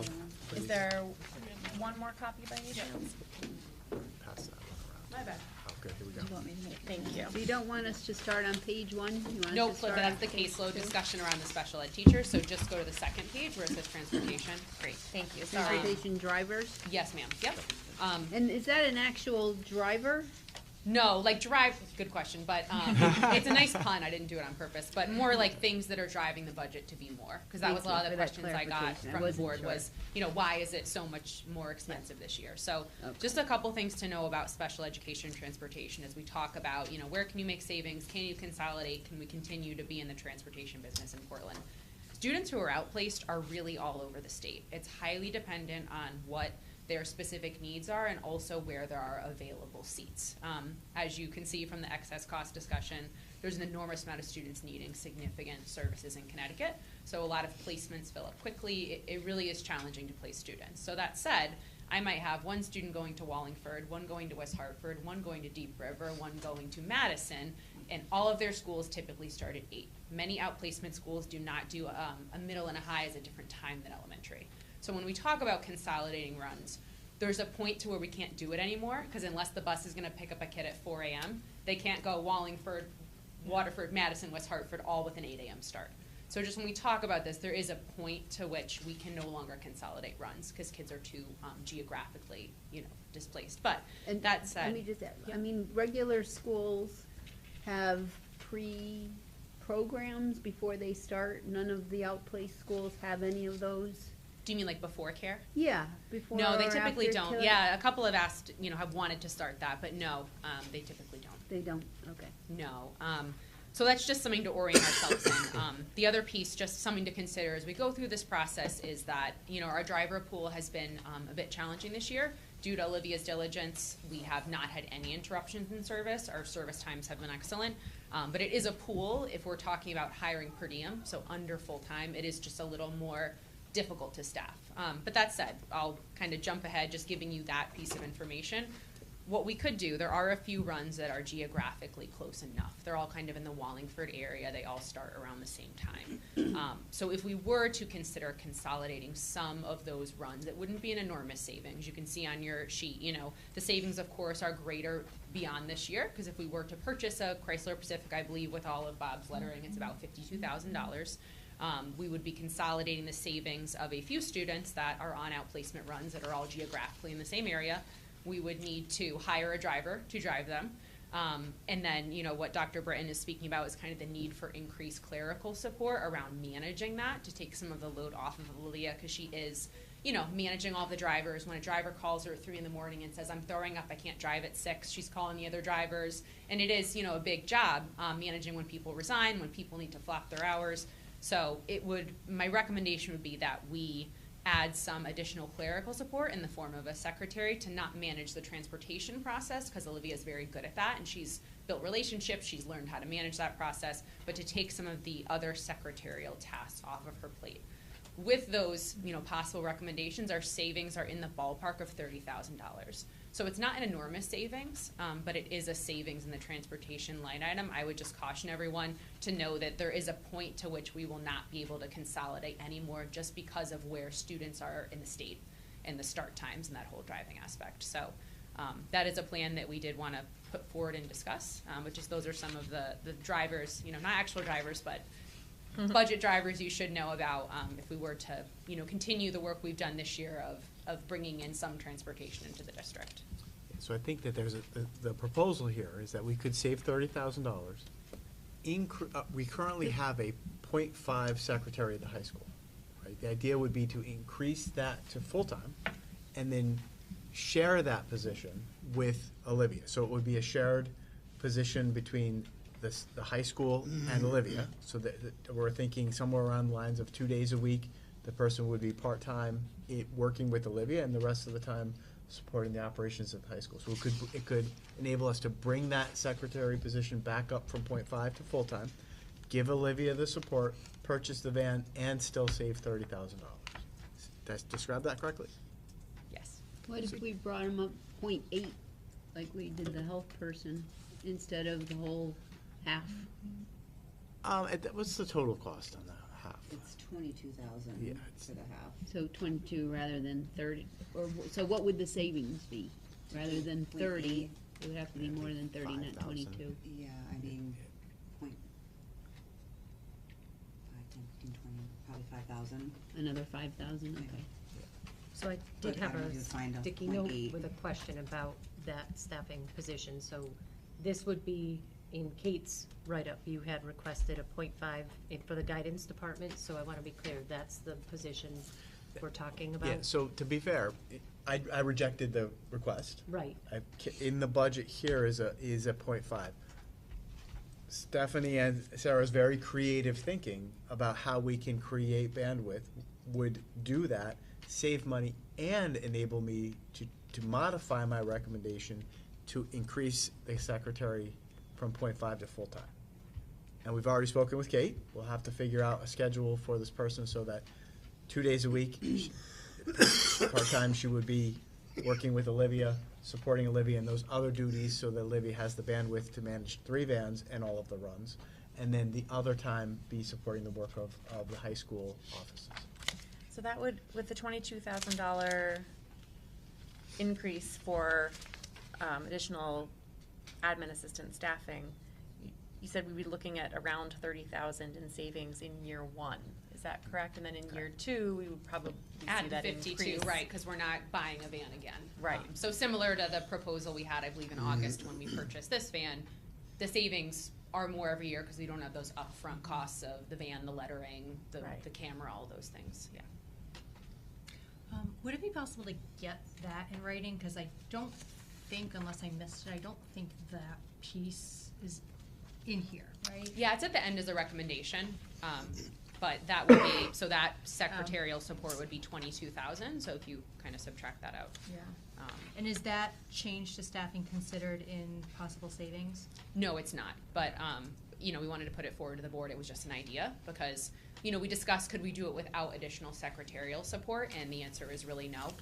Because not only is Olivia managing 3 vans, she manages all of our outplacement transportation and special education transportation. So child who has a 1-to-1 van who takes them to West Hartford every day, it doesn't show up, that person is calling Olivia and she's managing with M&J all of that. So I just want to be mindful of her bandwidth and that, you know, we really haven't had disruptions to transportation this year, and I know that's really important to parents, and I wouldn't want us to compromise our level of service for those families and have them have delays or drivers calling out. Like, we need to make sure that she's able to manage all of that. Does the Chrysler Pacifica have a wheelchair capability? No, we Van did that not, would? no. Oh, so we'd still have that student who. Yep, yeah, so at the top, the requires drivers, you know, a couple things just to know. The question came, you know, via email about why such an increase. And without going too specifically into specific students and sharing their information, you know, some students require very specialized transport. So example, if a student is in a wheelchair, needs a wheelchair van with a stroller attachment, that's what like hooks onto their wheelchair if it's a certain type. That M&J quota is at $91,000 a year. So there's one child who is requiring that level of transportation right now in Portland, and that is an added expense, and that would be not something that we can bring into district. That's a super specialized kind of transportation. Transportation is also included in the excess cost reimbursement, correct? In other words, the cost of services that an outplaced student receives at the school and the transportation to and from is included in the excess cost grant at 70% of whatever. Well, if In it the hits the calculation. threshold. If it hits the full- So if Yeah, I if you're at understand. $91,000 and the threshold is 96,000. Right, understood. Right. Well, Yeah, it helps you that meet the threshold. I will say typically tuition for a year-long outplacement at the low end right now is 90. At the high is 125, depending on what type of setting they're in. If they have a para, it could be 140. So occasionally transport will help hit that threshold. If your tuition is 90 and your transport's 42, that's gonna make you hit the threshold. Actually, that's a good question, only because as we start to take on more of the transportation ourselves, are we able to factor the cost of our van and our people, our drivers, So that'll towards be- the costs of the individuals who are being transported? I mean, is that math that we're that we're able to do in our own calculations? It's easier when it was M&J, right? When Olivia submitted this year, did she include? I would have to check. It was really only. I don't see why you can't, because if you, I Right. mean, if there's like, so if there's in-district students that have services enough that would increase Yeah. it over the threshold, you can put it, it doesn't have to just be outplacements. Yeah. It would just be having to figure out how we would do that. Allocate. Because Yeah. the van's used for multiple purposes, Yep. so I don't know, I'd probably be. It's a good question. The answer probably is no, I would say, because it's very specialized with, I'd have to talk to the state on how we would do that. I'm sure we can do something, but because it's used for other things, We just have to make sure. Yeah, that seems like that could be worth looking It's a into. good And we question. haven't So we hit need that to this look year with this second van that we purchased because Yeah. it was primarily used, one, for our students in the bridge program that are going up and down Main Street. That's in-house transportation. We eliminated that bus with M&J. We also used it for our McKinney-Vento students, so homeless students that are transported from different towns. We put on that van. And also students that are on things like modified days, they break a leg, they can't get on the bus. That's what it's been used for, and that's why that initial savings of the second van was so big. Was because we consolidated about 3 or 4 buses onto the one and all this in-district stuff we were doing. So again, with the second one, the savings are smaller, but it still, represents bringing more in-district and doing more of it ourselves versus, with M&J, it is typically, as I showed, $42,000 per student for outplacement transport. Yeah. Yeah, the other concern is that you mentioned about van drivers have resigned for this year. As we engage people, contract them, whatever, that's gonna be an issue. And you can only, reschedule people, you can't put one driver going in 2 different directions at the same And time. I think we have grown a lot. This is only August when Olivia and I kind of did this together, and we found kind of the sweet spot of hours people are willing to accept. I think initially we thought that the per diem level of hours, like 10 hours a week, would be enticing to people who work other jobs. So a lot of them drive for like Middletown Transport or for a senior center, and they want to pick up some additional hours. Right. With the cost of gas right now, a lot of drivers were telling us, it's not worth it for me to drive from Newington for 10 hours a week. But when Olivia and I did the calculations, we thought we could keep our full-time driver around 27 hours and 2 drivers at 20. And that would give them enough hours that it would be worth it to do the job. Yeah, we had several that were doing like 10 or 8 or smaller numbers, and I think what we've learned in this growing process is we thought more people would want, kind of side gig money, but people are really looking for something more significant to come and drive. And then the other thing is, have you looked at other transportation services, VEO, or some of the other companies that offer, wheelchair? Have you looked into any of So we those haven't yet. alternatives? Our contract is up with M&J next year, so that'll be a discussion point. For a brief time last year, we did use another company because M&J was not able to fund one specific run that we needed, and our experience with that company was not great. They were unreliable. There was, a lot of driver turnover. So as we go into that contract negotiation prior, of course, we would look into who's the best bang for the buck and who's going to do the job, best. But no, this year we have not used anyone outside of M&J and ourselves. And I just will add, this year our transportation has been, compared to last year and the year before, awesome. Yeah, that's good. Consistent, on time, I'm getting 0 complaints. We're in a good spot. I don't wanna rock the boat. I understand. And I guess this is, that we assume that the 22 outplacements that we have at the current rate will be outplaced again next year. There's nobody exiting the program, and God knows if we're getting anybody else, but yeah, we're and pretty much and I had consistent. PPTs. I case manage all those kids, so attend their PPTs. And there's no one as of now that schools are recommending they're ready to return. It is a big jump. If you think like outplacement is the ICU, you're kind of stepping down. Need to make sure they're really ready.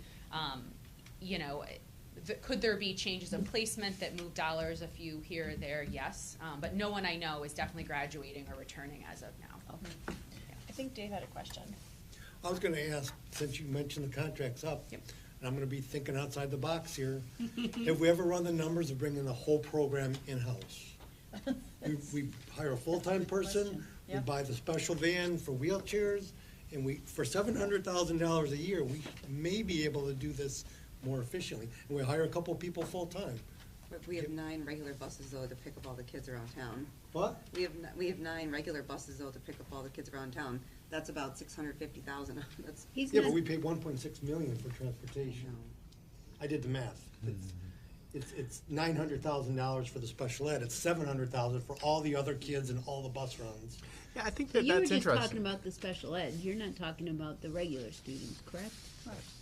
What? Your proposal is Yes, just for yeah, the yeah, not the special M&J bus education, run, not the M&J regular bus. buses, no, just the special ed. Right, just For the special ed. $900,000, I'm almost sure we could probably figure that out. Sounds like you want to drive for me. You want to come drive the van. Not yet. I'm No, thinking and about becoming a transportation manager. I know. Making You know, good when- money, They're huh? retiring. To me, a lot of Those Pacificas are kind of cool. It has a heated steering wheel, I'm told. So Exactly. I mean, it's a thought, because now we're in that sweet spot where if we're gonna go contract That's a couple negotiations, we either explore it and say, oh my God, it's not possible, it's not feasible, or we say, hey, this could be, or maybe we do 50% of it or something like that. you know Yeah, what I mean? and to your point, Dave, so I am in conversation with another director who I know who's in her contract renegotiation year with M&J actually. So I'm getting a little side intel on kind of how that process is going. But yeah, I'd be committed to looking at it. I Yeah. would say between July and now, I haven't prioritized that, but No, I wouldn't yeah, say- it's definitely something we could look at. I think when we talk about outplacement transportation, part of the issue is the geography. It's also volatility. If we were to buy a wheelchair van for a specific child, they Right. move out of district next year and that van is sitting, you know, it's, because we're tiny, it is a volatile area of where kids are coming and going, but I'm And then we committed rent to it out looking to at another district, Yeah, or sell it to them, right? thinking outside the box, you know, Yeah. it's something that's sitting there, somebody else probably got somebody It's that worth needs one. exploring. It's worth for sure. exploring. I think it's a great summer project. I think, Yeah. you know, and that our contract is coming up next year, I think it's the right time. Yeah. I think the Yeah. personnel committee should, you know, tackle that in the context of those renegotiations and, Yeah. you know, but, you know, Sarah and Olivia have done an amazing job, thank you, this year, getting us back into the transportation business to great effect. And I know it's a lot of work, like, I want to be sensitive to Olivia and Sarah. This has been a lot on them. It saved us a lot of money, and it's going to save us more.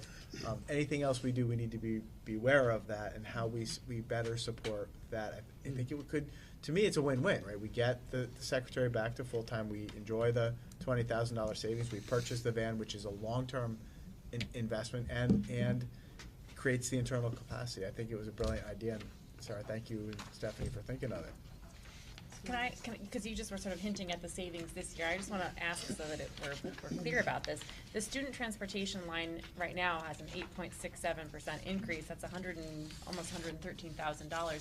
When we had priced out the purchase of a van last fall, and we were looking at similar numbers in savings for year one, right? Somewhere around 47,000 in year one, and somewhere around 100,000 in year two.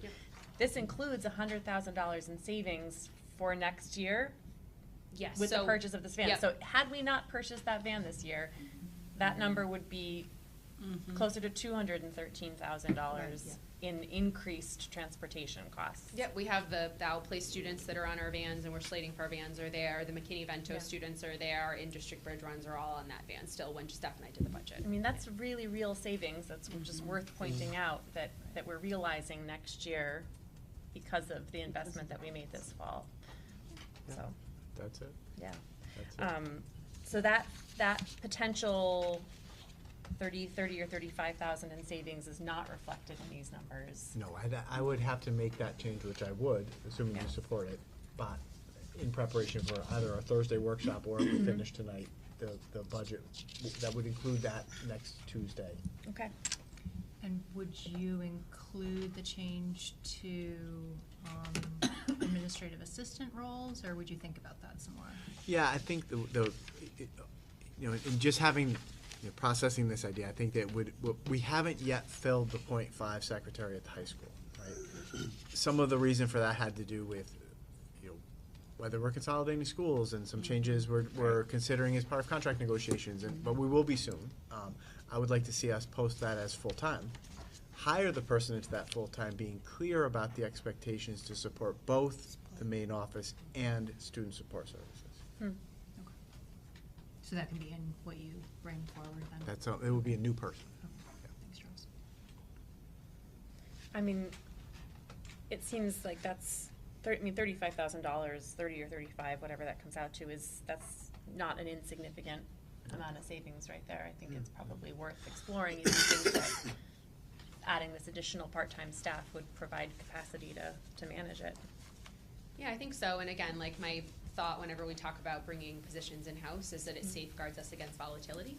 You know, if I've shared before, our McKinney-Vento population, so our homeless population is increasing in Portland. So this gives us another option as far as transportation for those students that just makes it less volatile. If we had a whole family of 4 children move in, we're not paying to transport, we have an option in-house. So it is nice that it safeguards us in that sense. Yeah, and it seems like parents have been really happy with the in-house transportation that we've been able to offer this year, that it's provided consistency and provided a level of calm with the transportation stability that maybe we've struggled with in past year And or we've been two. able to, you know, the minibus for special education transportation has long been a challenge of keeping that bus on time, and we Yeah. have been able at multiple points in the year, if there's two students that aren't getting along, we will put someone on our van for a week, say like, cool it, you've gotta, you know, drive with Miss Michelle for a little bit. We have pulled a couple kids off of there for runs, just to make that minibus run a little faster. So that would be nice to even have another van option of, particularly if students are, you know, having behavioral difficulties, we don't have to pay for a whole separate individual transport. Or if they just need to be separated for a week or two, we can kind of separate them easily. That's been helpful. It seems like enough benefits to make that worth exploring. Yeah, I've just, the only piece that I wanted everyone to understand too is just, you know, there is a point where we will reach a ceiling, where just because of Yeah. where students are placed and the timing of their school days, Mhm. we won't be able to, you know, I will certainly research if we had a fleet of Portland vans and buses, but there will become a point where we can no longer consolidate in our current model, if that makes sense. All right.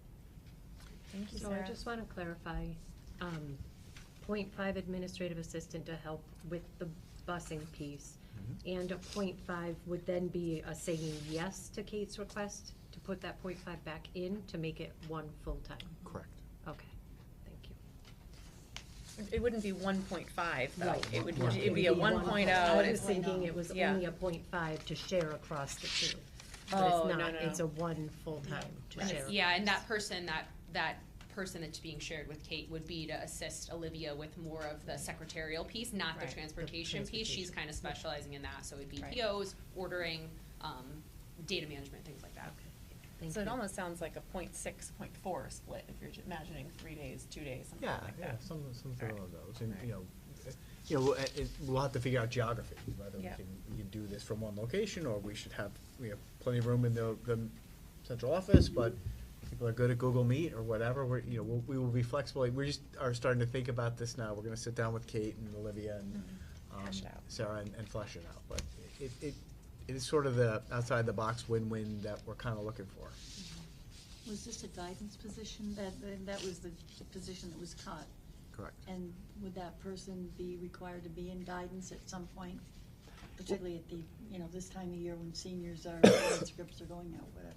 It will depend, there may be somebody in a main office that wants the guidance position, and then that might be this position, we'll have to post it and see if there are any internal folks and where they are. And then, if they move over to guidance, that would open the other role. We'll be Figure that out. creative and figure that out as we go through the spring. Gotcha. Sounds good. And in fairness, I believe the guidance position was a split, half special ed, half gen ed position already, It was, okay. where they did do, right, they did some special ed scheduling and, yeah. stuff for, It was mostly special at the high school though, so, right, it was like you're scheduling your PPTs and 504.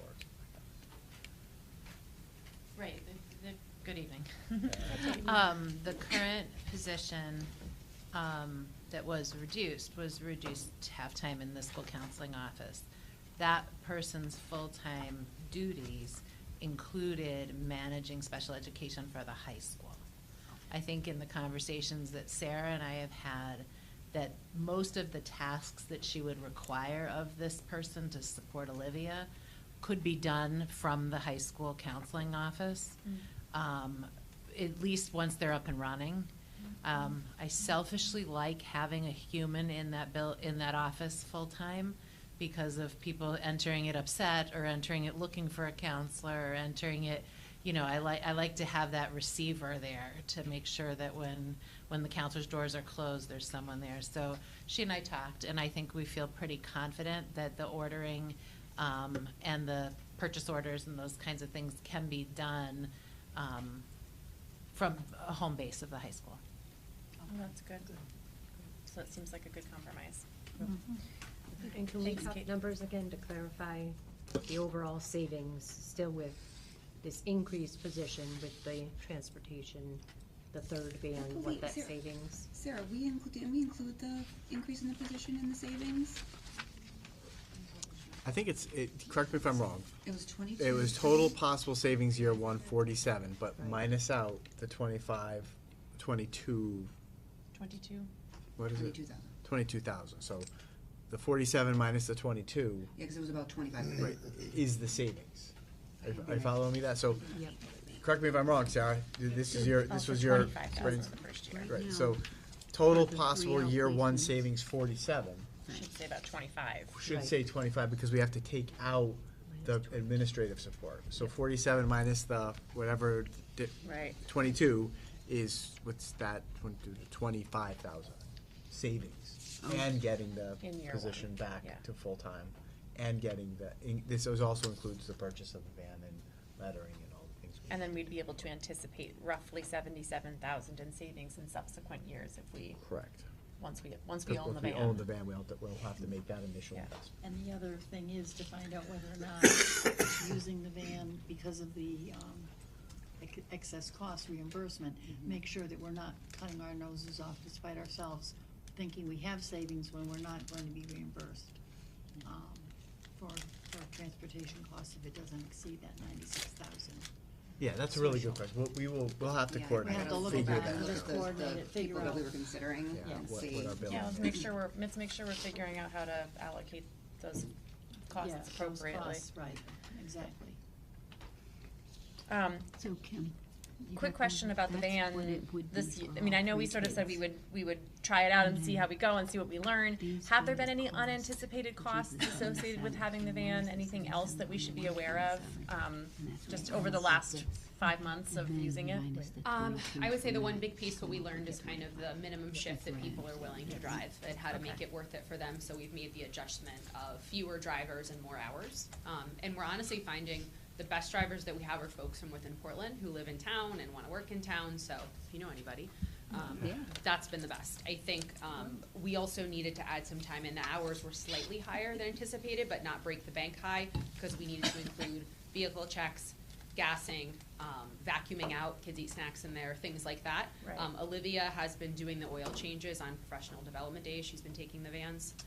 And one of us drives one back to do all of that. But that vehicle checking, vacuuming, gassing is something that we just had to add into schedules that we weren't anticipating taking quite as long as it did, but it didn't up the hours significantly. But in the beginning, we were kind of finding our footing of who gasses it, when, how does that factor into their run schedule, things like that. Yeah. Great. Thank you.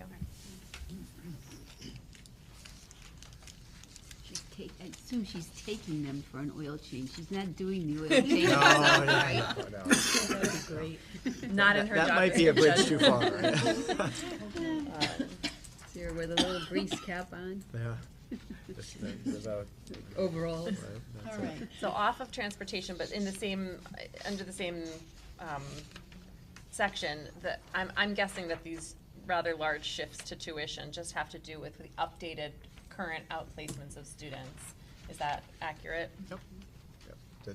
That's the 20, we're 22 outplaced students. Now, again, there's, the risk here is that these don't include any what we would call ghost outplacements. Right? That's always one of the things that it would be really nice to have some padding here to build a hedge against any new students, but, and Sarah did ask for 2. Yeah. I took them out. Yeah. And that's another dice rolling moment. Yep.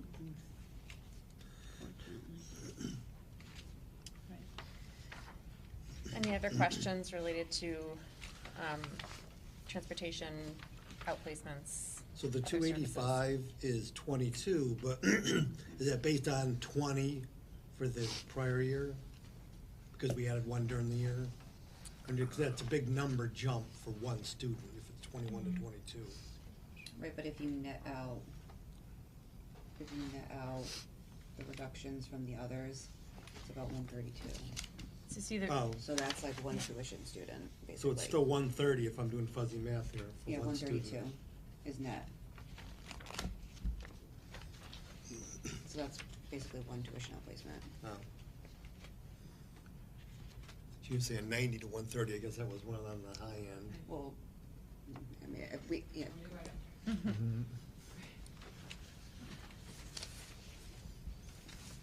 So outplacement costs, I would say 90 to 130 is tuition alone.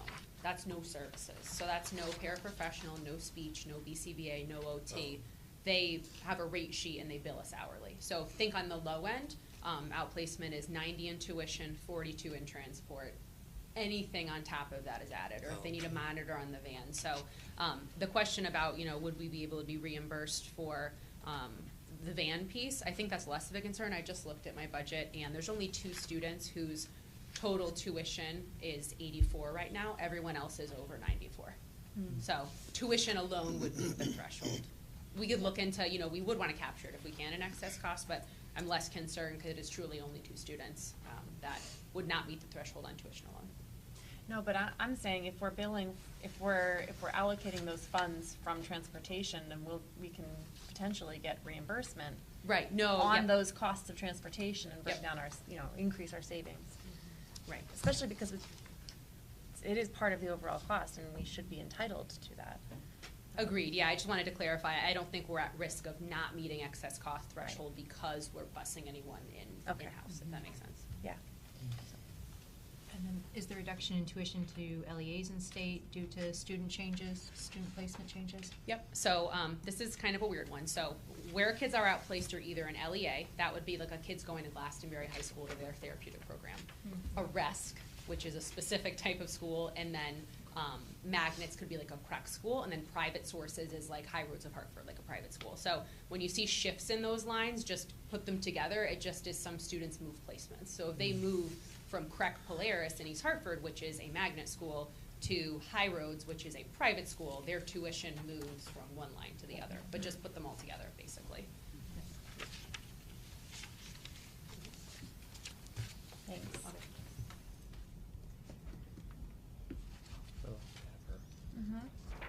Yeah. Were there any other questions before Charles takes us on to books and supplies? Books and supplies. Okay. All right, on to books and supplies. This, you can see here the 4.21% increase. There are some slight adjustments in the lines. Stephanie, if you want to talk us through, what was that, 150% heating fuel? Yeah, we need to fill the oil tank at the high school this year. So I put some money in there for that. Is it like an every other year thing Yeah, it usually? depends how often we use it. I think we filled it in Carl's last year here, so probably It's 2 been a years few ago. years, okay. We've had fairly warm, knock on wood, Yeah. winters where I think you turned it on last year, what, Bob, in March? April? When did you flip over to the oil last year? End of February? Oh, was it that early? Yeah. It was that early, okay. We had some savings there, but we really can't do that now unless we. Yeah. Not this year. It's been cold. We used about 6,500 gallons in that short period of time. Wow. Of what we really had, so there's just a small reserve there where I really wouldn't run it past what's in there now. So it's a backup, but if we decide not to do that, then we certainly will stay on gas and fluctuate with that cost. Do we have to fill the tank? Depends, it would then just make our gas higher in the winter. We kind of did it last year because of the saving situation and needing to save money in gas. And I didn't really analyze to see how much we actually saved.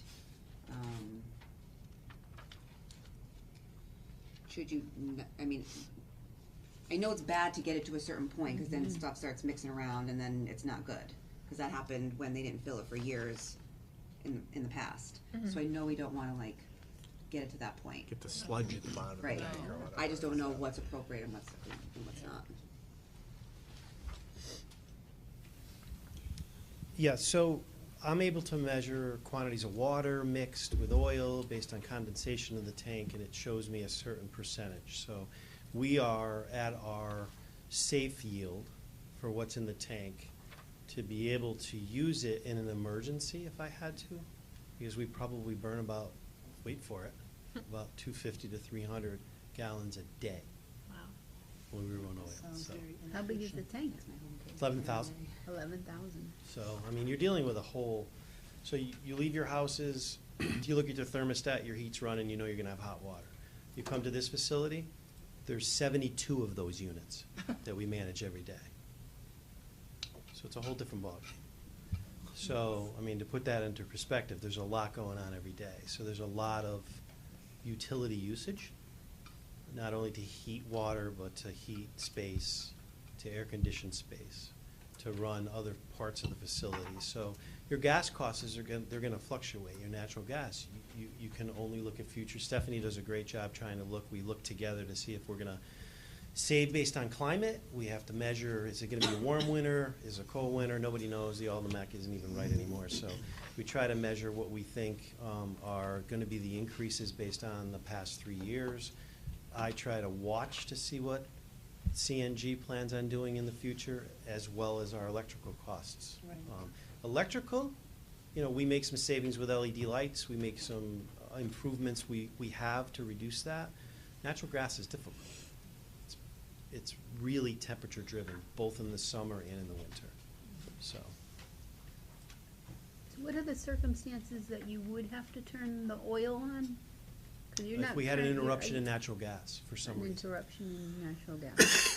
Which is really, would be probably something that would be more catastrophic. So I don't think we'd be worried too much about school, but I don't really, we can have a gas main issue, but, I know the utility companies are fairly quick to respond to that. So if it was in the dead of the winter where we had sub-zero temperatures and we had an issue with our natural gas supply, it would give us an opportunity only here to be able to switch over temporarily to be able to heat the facility. We don't have that option really anywhere else, as well as generator power. With the new facilities, will we have to have those options as well? No. No, You don't have to have dual fuel. you don't, okay, just curious. But your advice is to fill the tank. My because- advice is to put some oil in it. Yeah. So that we can run a little longer than expected now. We're pretty limited right now. I can probably run safely for maybe 3 or 4 days before I would get into that mix that I'm not really happy about at the bottom of the tank. So your furnaces never run well at home when they're really close to empty. Yeah. They pull sludge, so we don't want to do that. Well, I guess it's necessary.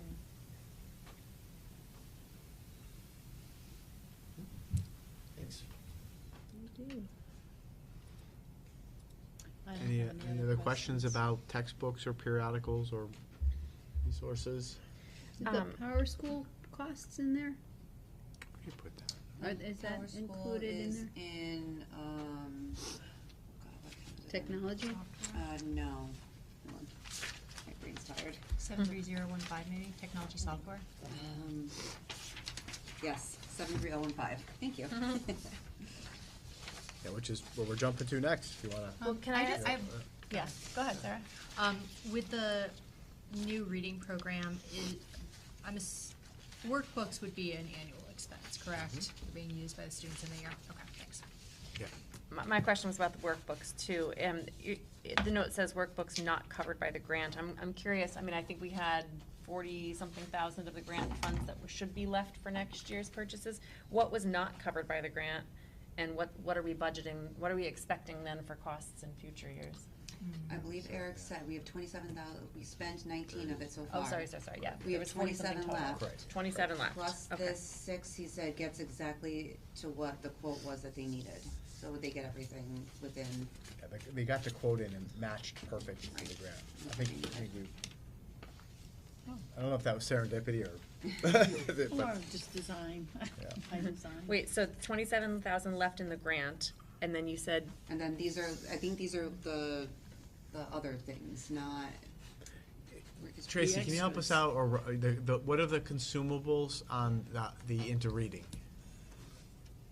Ryan's online too. He can Yeah, help us Ryan with is that. here if you want to jump in, Ryan. But yeah, we do have consumables that go along with this. Eric did ask Ryan and I to purchase some of the things out of our budget, and I think mainly he wanted that in our budget for knowing that going forward we would need to have that amount in there. But he has said that he thought that most of it would be covered under the grant. So I know that sounds kind of convoluted, but I think we put it in there to say this is what we'll need going forth year after year, but we're hoping that it all would be covered. We're not getting anything new or different. It's really the kids just need these year after year, their consumables.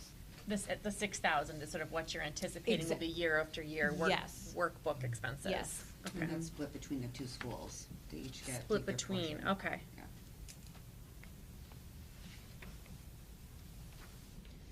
Thank you.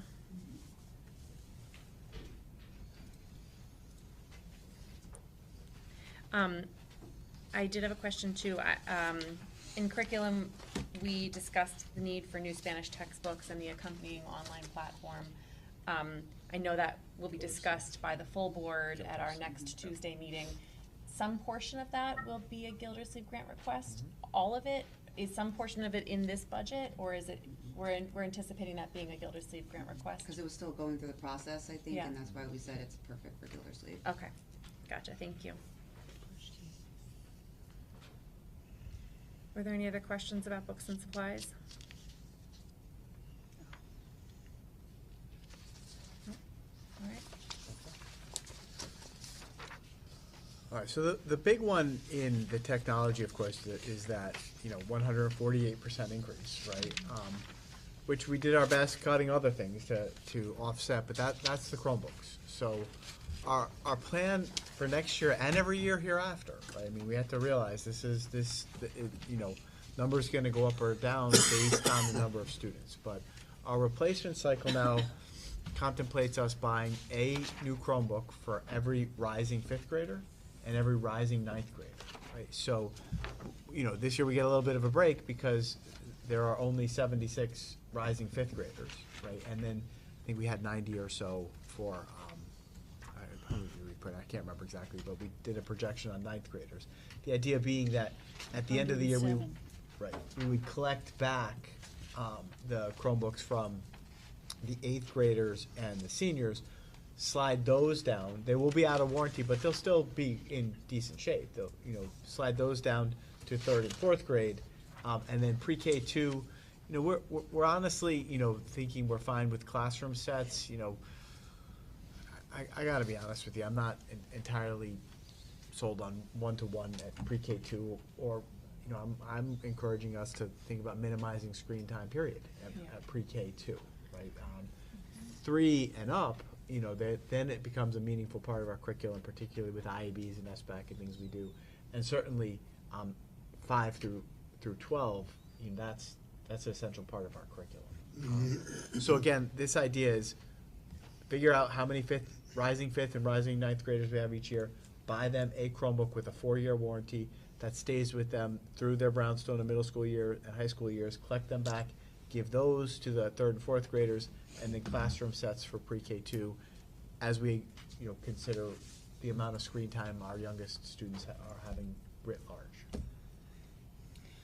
Charles, I'm wondering if I'm recalling this correctly, that Eric may have suggested years ago going under contract with maybe Google for like an annual replenishment.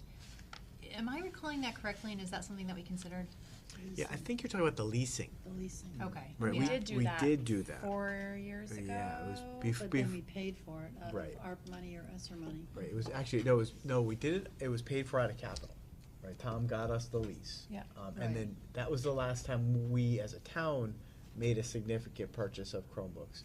After that, then we were getting the COVID and the connectivity money, Right. and we were kind of living We were off of that. living off of that, Right, that's so, what it was. but that we know is now gone. Our choice is go back to leasing or just buy them, right? And at this point, the replacement cycle, again, is we buy them under the 4-year warranty for the 5th and the 9th graders, and then recycle the seniors and 8th graders down to 3rd and 4th grade. And I don't know what the cost of leasing is, but is it significantly more than purchasing? Like, did we go back and look at that? I think we should. Let me find out. And I guess the other I'm question I thinking. have is, this is just gonna take care of 5th and 9th graders, but there was mention of an old computer running heating and air conditioning back when we had the Building and Grounds Committee meeting, and I'm just wondering if we have any kind of replacement cycle for staff, for classroom teachers, for I believe Eric had mentioned that this number includes, what did you say, 10% of the staff devices? Yeah, That he thought that we would need a slightly, that staff would be able to maintain their devices It's not over a written down longer anywhere. term. Yep. Is that accurate? Yes. I think what's hard with the lease is because now we have to start buying these every year. Right. So you can't take I mean, I guess you can take a lease out every year, but you're gonna be paying for 4 years on something. You're gonna have to just I think 'cause we're at the point now where each year now, we're gonna have to replace the next group of, quarter we of the did the lease to devices. get us over the hump and get us as far as we could, and then COVID helped us, right, is that accurate? That is it. Right. Let me get back to you on that. I'm not I think we have to buy them sure. every year now. Right. I think that there is a reason. I'm just not remembering.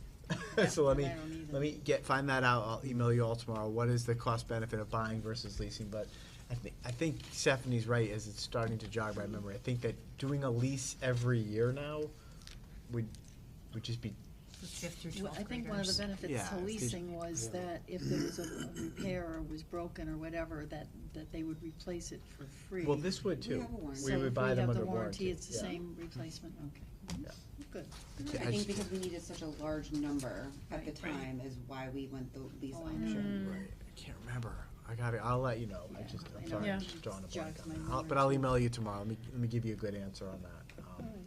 But this number, 148%, that 72,000 does reflect the number we need for this year's fifth grade, which again is small, right? So that number will go up in years to come. It's, A little bit, but that's I Yeah. was impressed by how reasonable that number was when we were talking about devices for the entire fifth grade, the entire ninth grade, and 10% of our staff. That's a lot of devices. It is. I feel like the prices on those devices maybe has become more reasonable over the last. yeah, and some of this years. has to do with, it didn't include like cases and things, because we could reuse Because we can those. recycle Yeah. those, right? Sure. Yeah, good. Laurel, it does say it here on this one, purchase of next group of teacher desktop computers. Yeah, thanks.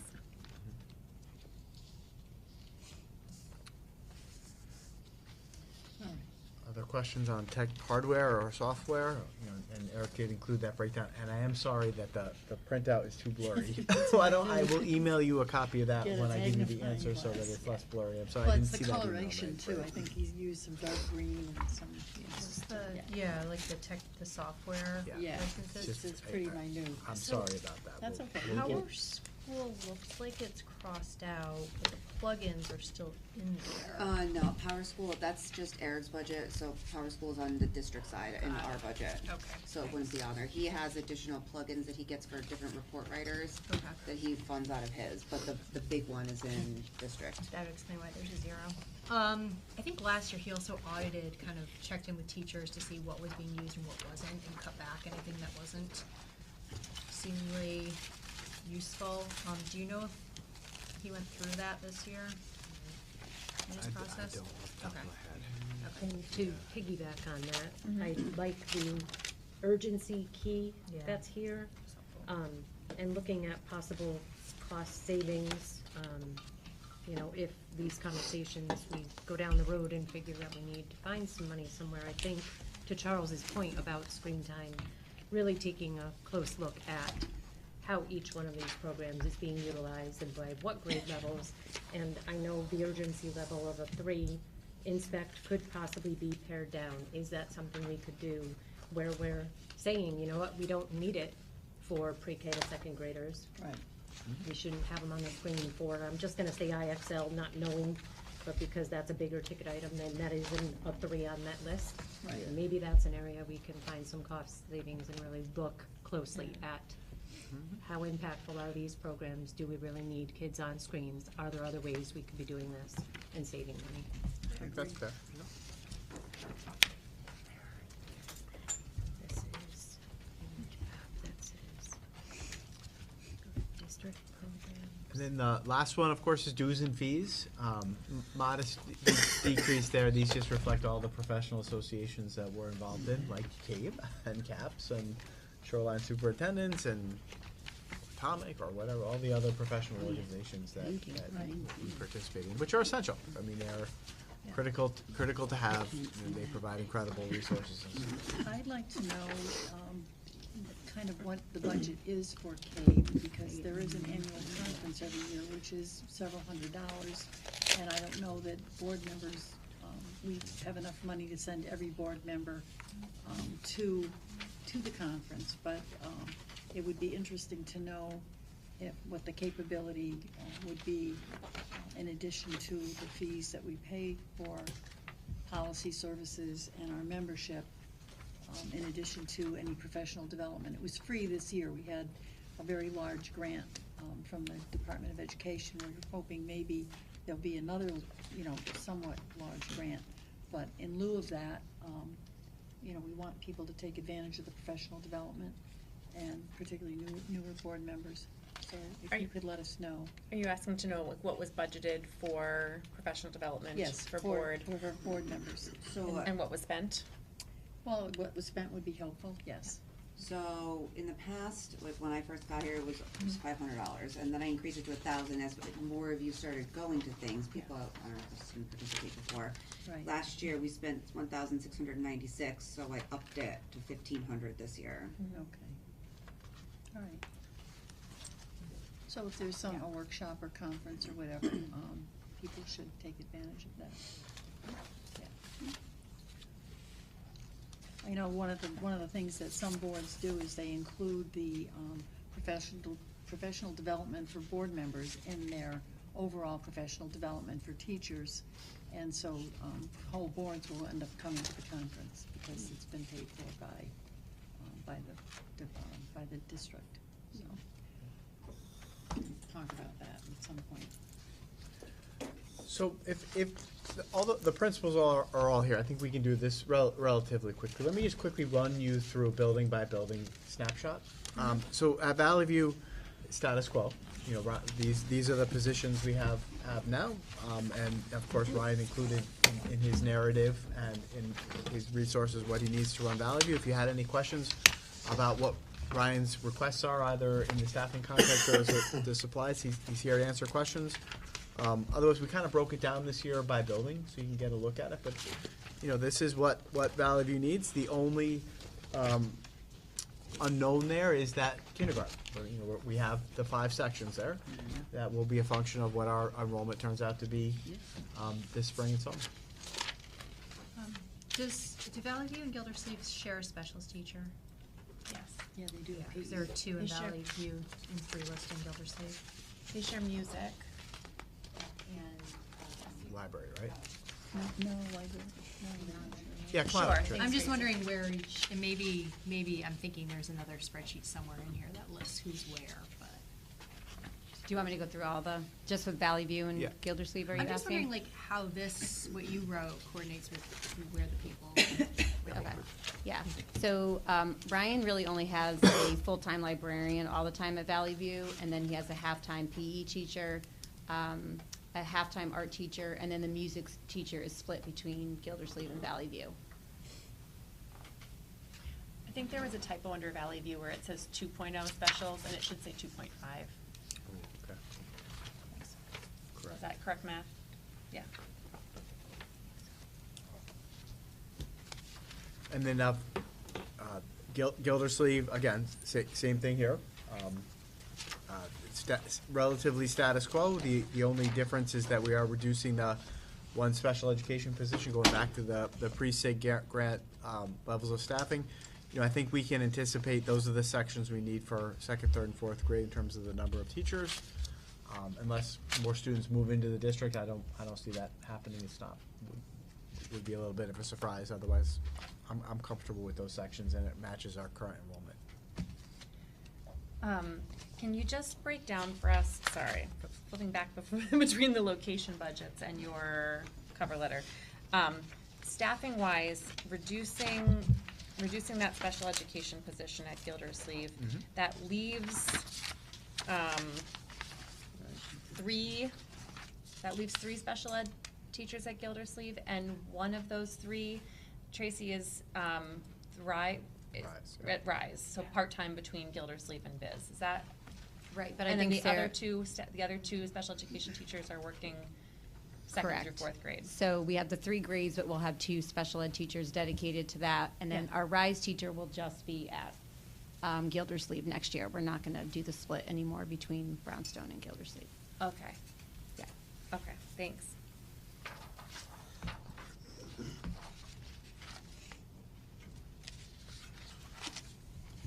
Okay, and then for Brownstone, same, again, the only difference here being is the reduction from 5 sections of 5th grade to 4, which matches the rising 76 students in 4th grade. Otherwise, pretty much status quo at Brownstone. Does grade 6 currently have 5 FTEs, or do they currently have 4? They currently have 5. Okay. How many special ed teachers at Brownstone? It says 3.5, so that's gonna reduce by 1, the RISE program? That's 3.5 specialists, Like- three FTE special ed teachers. Oh, I'm sorry. But they have 3 special ed teachers And 1 is at for Bridge. Brownstone, And one is in Bridge, which leaves 2 which is Bridge. Okay. Yep, supporting so- 5th and So 6th. the RISE program will no longer need to be in Brownstone next year because the cohort has remained at Gildersleeve. So based on the way kids are graduating up, those kiddos currently at Brownstone are going to life skills at the middle. So we're able to keep the RISE teacher fully at Gildersleeve. Okay. So there will be no RISE teacher at Brownstone next year.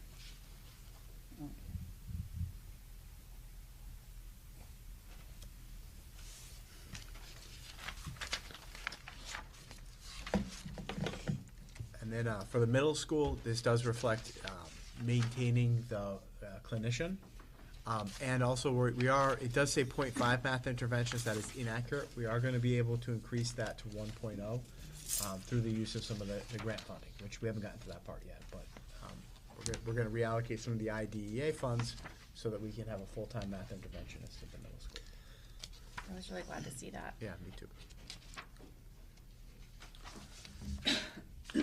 And then for the high school, it does reflect the the increase in the secretarial position, which is new, right? We just decided that this past week. It does reflect the decrease in the 1 special education teacher, and then as of now, the increase of 0.3 for the health. So those numbers are in there, in here, or not in here? They're in here, yeah. They're all in there. Except for the administrative assistant. It will no longer be 2.5, it'll be 3. But that will be shared support between high school and creating some bandwidth for Olivia to manage the 3rd down.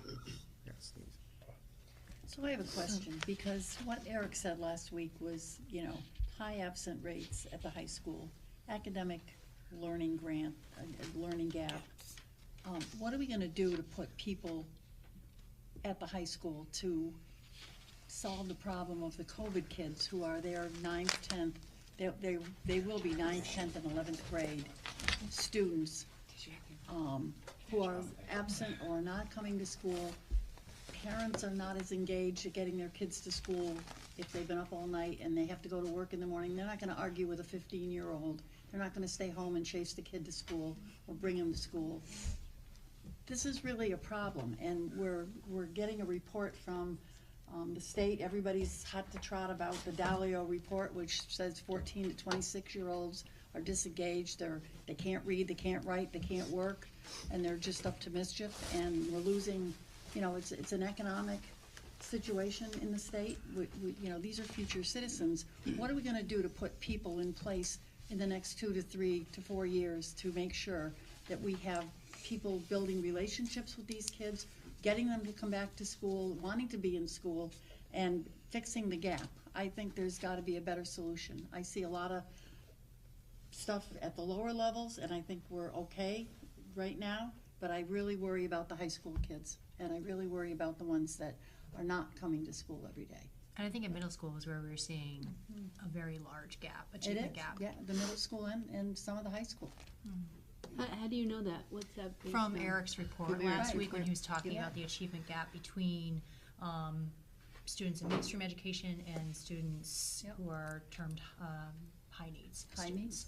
Yeah. So on IEPs with free and reduced lunch or multi-language learners. Okay. So you think it's at the middle school level that we should Middle be and high focusing- school is where we're middle seeing and really high large Yeah. gaps. Yeah. And I think that's where the greatest need is. We're doing a good job with the foundational skills in K through 4, K through 5. But I think there's a huge gap, and we're gonna lose those kids. I would still love to, I know maybe this is my soapbox, but I'd still love to drill into the data to I know. determine what's creating that gap. Is it is it primarily one of those three demographics? It's all Because of then it. we can target our interventions better. Well, I think that's part of it. I think we have to know why they're not coming and why they're falling off. Kate? I mean, I feel very passionate about what Eric said. I know there was a lot, and I don't agree with everything that he said, but I do agree that something has to be done here. What I can tell you, Sarah, and I wanted to jump in, but our last meeting was a little long. The MLL population is small, comparatively speaking, to the special education population and to the free and reduced lunch population, but there's a lot of crossover. So you will have students that maybe are high needs, are special education and free and reduced lunch. And that in some ways can confound looking at it by exceptionality. We have looked at it as a gap between at-risk kids and not at-risk kids. And that's how we approach it, because kids can float in and out of free and reduced lunch. They can, so we want to make sure we're looking at that whole group in the aggregate. Right. I don't disagree that it would be interesting to drill down, but we're providing the cascade of services to all those kids. Right. So then, I mean, the question still stands of like, how do we prioritize where we interventions? Right. Yeah, it does. I'm curious if you have an answer for that. How do we prioritize? Well, quite honestly, we prioritize through the resources that we have. You know, we use the special education teachers in the guided learning classes as their supports. We use our full-time social worker as to reach out to our free and reduced kids. And we, especially this year, more than anything, have been using Julia McGovern as our multilingual learner teacher. We have a cohort of about 6 students at the high school that are newcomers with Last Link scores of 1, and literally have very little English to do that. We also utilize our regular ed teachers and how they work during flex to connect with those kids and how to do that. There's not a lot of tools in the middle at the high school, and I think, you know, in a few months when I come to you with a NEASC report, that will reflect that. But yeah, that's how we do it. And the counselors meet every 2 weeks. They look at all the grades. They coordinate with one another, and we prioritize our resources. But there are no students at the high school who can't get into a guided learning. You know, we have the room to meet the needs of all the IEPs for our current situation with our 3 teachers. Do we need extra people? Do we need interventionists? Do we need additional clinicians? I mean, are there people that we don't have now at the high school, middle school that we need? I think you know the answer to that Services? question. Well, here's what I will say. I will never say no. Okay. However, when we think about interventionists, and especially interventionists pre-K-12, we think about them intervening pre-referral to special education. Right. I really hope I'm not identifying kids for special education by the time they're in 9th grade. Right. I will tell you, I'd like to keep what I have very strongly. I am concerned about those 25 number caseloads. That's what we had before I proposed the 3rd teacher, and that's what caused us to lose staff because of the caseloads. We also have reconfigured our special education program to mirror the lower grades, where we have a teacher that's primarily assigned to 9th grade, 1 to 10th, and 1 to 11th. And then they share the seniors. And it's allowed them to be content experts with their grade level. It's not a typical practice in a high school, and it's a good idea. So seniors, for the most part, by the time they get there, we're hoping they're ready to fly. But I have a teacher with each team, with each grade level, so that they can learn every 10th grader takes biology. So that's something that they become very adept at working through. So.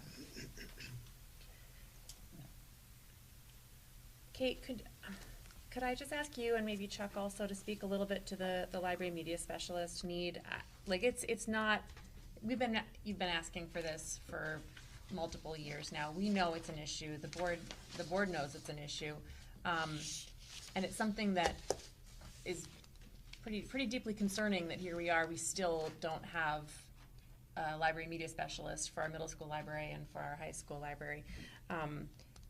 It's not gonna get solved in this year's budget, but I'm hopeful that with district reconfiguration, with consolidation, with moving the 6th grade up to the middle school, that there's the possibility that we can make that a really big priority for, you know, knock on wood, for next year, if we're able to move the 6th grade up next year. Can you just talk a little bit about like the actual impact on students and their ability to use this resource? And I know in your write-up you talked about the impact on being able to develop a more robust program, media literacy program. I think it would be good for us to hear about that. Absolutely. I can tell you that, and again, I have read the draft of our NIASC report, and it is going to be a strong recommendation of the committee that we have full-time library media. Library media is changing. Over the course of the last 10 years, it's almost a new position compared to what it was. Even if you look around, you don't see volumes and volumes of books like you used to see. What we're seeing a lot more is a media and research specialist that's pushing into classrooms, that's creating a space where kids are coming together when they come here to use their technology and their resources to access things outside of these brick walls. I think it's an evolving position, and I think preparing kids, and I'll let Chuck speak to the little guys, but I think preparing kids for what happens when they reach a college campus is critical to their readiness. I can kind of speak to two needs, and it's been in both Kate and I budget for the past 4 years in our narratives for requests, and it's only becomes more critical. You know, one of the original needs is for wanting to have that full position is it's the bedrock of climate and culture in your school. Program gets based out of the library, it becomes an incredibly important tool for developing programming for the whole school that all students have access to, becoming a place of creativity, and that is a very good ideal and what we truly want for our students. When I think of a middle school being a challenging time for kids, libraries for a lot of middle schools become a safe haven for them, and unfortunately ours is closed more often than not. And one of the reasons for that is because since the reconfiguration of the middle school schedule and high school schedule alignment, it has required that we share a library media specialist. There used to be, in the previous configuration, instructional coaching and how to differentiate that goes into that role that allowed for that instructional PD on differentiation to help support those students who are struggling in classrooms. Almost all of my time with our library media specialist is now devoted to the direct instruction of unified arts curriculum due to what's required in the schedule. So there is almost no time that we have the library media specialist in the actual media center at the middle school. We at times have a para that is there, but that's not currently feasible due to the recent ECS grant funding concerns.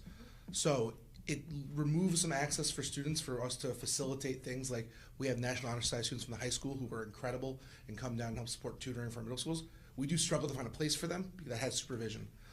So in terms of the real impact is we lose a lot of access to those locations. The loss of not having our library media specialist who does some incredible work at the high school with the instructional coaching and partnering with curriculum, we don't have access to that because she's spending the entirety of that time doing direct instruction, which is incredibly valuable in building the media literacy skills. And we see that with 6th grade expanding.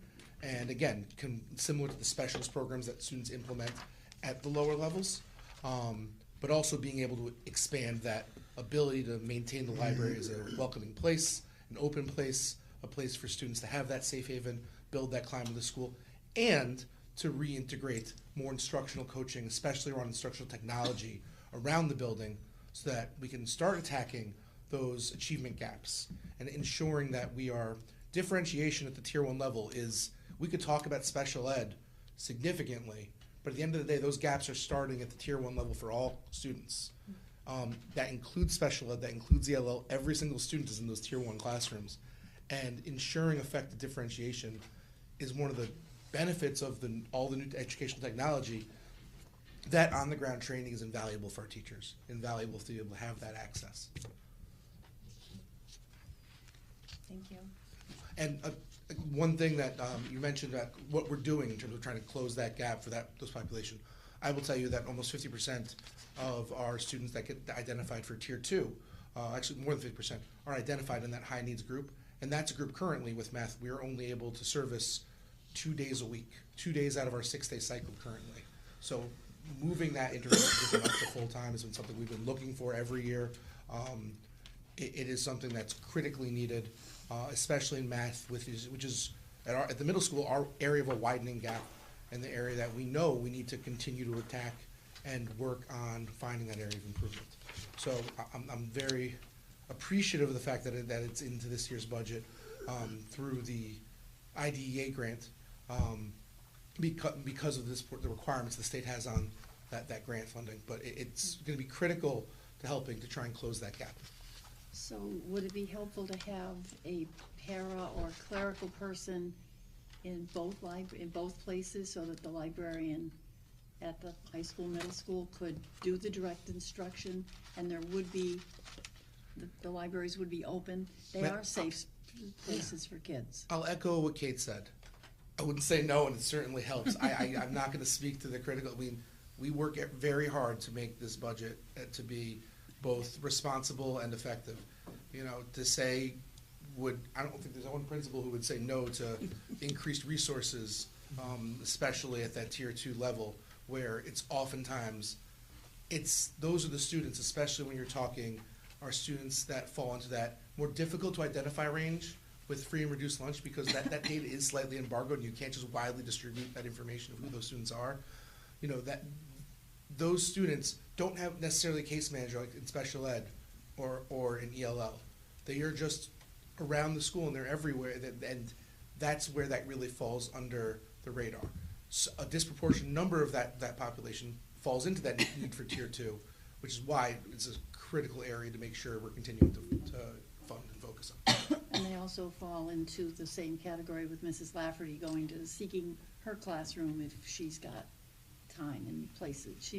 She's providing a safe place as well during that time for that group of kids. Of course. She's just high school though, right? Not middle school. Right, she's just high school.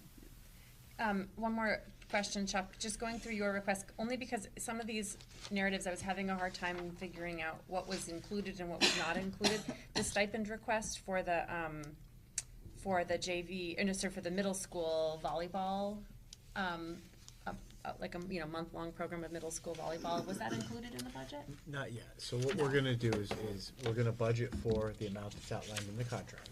But we know that in the contract there are things like capstone coordinators at the high school and other positions that we don't need. So we're gonna look at the sum total and then figure out if we can afford to fund those going forward. So that's sort of like a secondary consideration. You know, we do the MOU and we work out what positions there are, and there's some positions that don't run and some that do. You know, so we're gonna do our best. You know, but we're gonna figure that out in the fall, assuming we don't have to make any cuts to the extracurricular stipends. Now, Gotcha. I'm optimistic. Okay. The key is now that we're at a point of critical interest, so that It looks like it. 20 to 30 kids interested. That's and I've been doing amazing. that every year since I got here. It's kind of Yeah. my own pet passion project. I got here and I was Yeah. lucky enough that Kate was already starting a volleyball team, and I just, because I was walking by every day, got extra excited about it. And now it's met with a number of cohort of students that are also extra excited, and that population's boomed. And one thing that's really I've been appreciative of is it's not taking out from the soccer numbers during those same seasons. These are kids that weren't doing something previously that are really, really invested in it. And it's been really amazing to see how much it's benefited and grown the high school program over the years. And my hope is that's a natural increase to help, and hopefully one day help improve the high school program by engaging them in the school programming earlier. Thank you. That's Some of great. that volleyball thing took off with the high school kids wanting to have a volleyball team, and it's been great, you know, yeah. Are there other questions about middle school or high school, staffing profiles? No, but I'd like to see a .5 person at one of the libraries.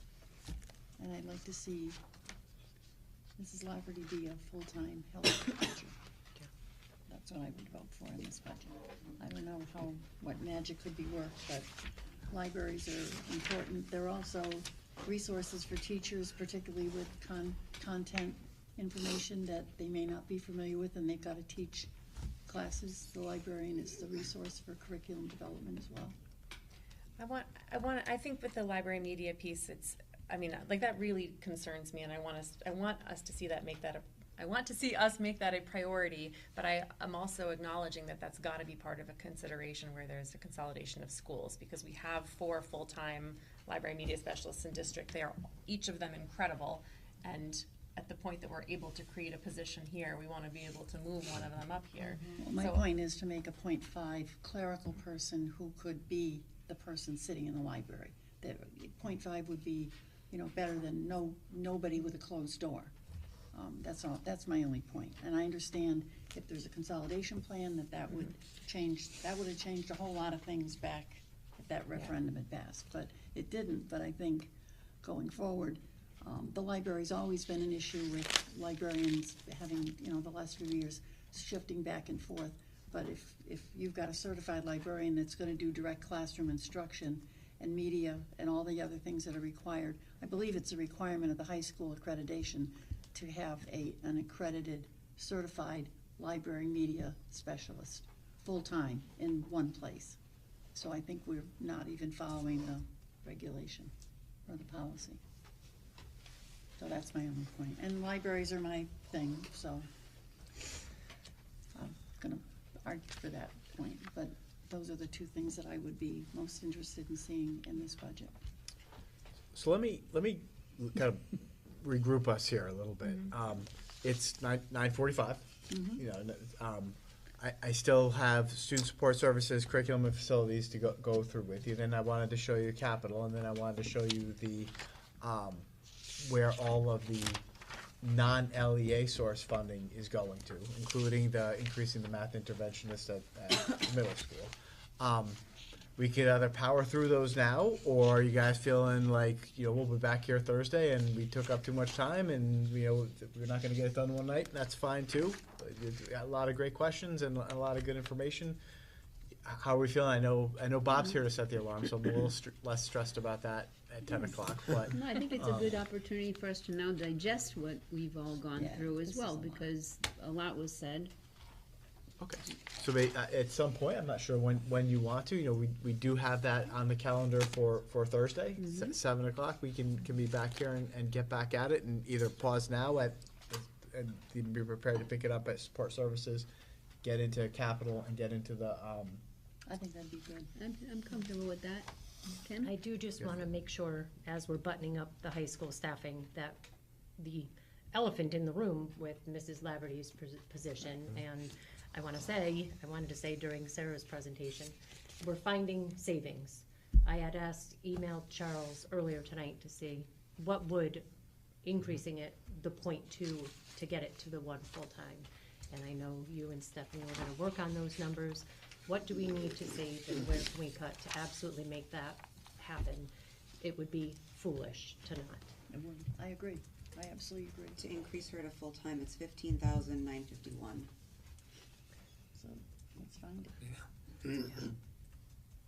So I mean, she is so valuable. I mean, I think I had at last count about 35 emails that had come to the board over the last few days in support. And she is dealing with hot topics, and the kids are trusting her, and that's worth its weight in gold, in my opinion, to be able to have somebody that can go and help kids solve, particularly when they're not supported or they're embarrassed to talk to their parents. Parents aren't the end all and be all. I know this is tough. It's really tough. I wish we had a magic wand and we could print some money and we'd be all set, but. Well, what did our budget increase? What was the percent that we increased last year? 5.03. 5.1. And right now, Wait. we're at 4.9. Yeah, I mean, that is sort of the other elephant in the room, right? And we're that- getting all these computers on top of it. I mean, we're really not asked, I won't say it, but I really don't think that that's a significant increase when you're purchasing how many laptops? Chromebooks, sorry. Yeah. And I think you guys have done an excellent job at moving your shells around to accommodate it. Here's what I recommend. I mean, these are difficult. I mean, you see the cuts I've made. You see what we're trying to do. You see the efforts that we're making. It's still a significant increase. I'm not unaware of that, right? And you know, what I suggest is, you know, if everybody's getting a little tired and whatever, let's go process. You know, we got some more ground to cover. You know, we got to look at the other big items here. And we have to look at the non-LE. I don't think it will take us 3 hours again, but at that point, I think that let's digest all of the things. We've gotten through most of it, and also we need to talk about a very interesting, and I think clever, capital improvement request I brought forward.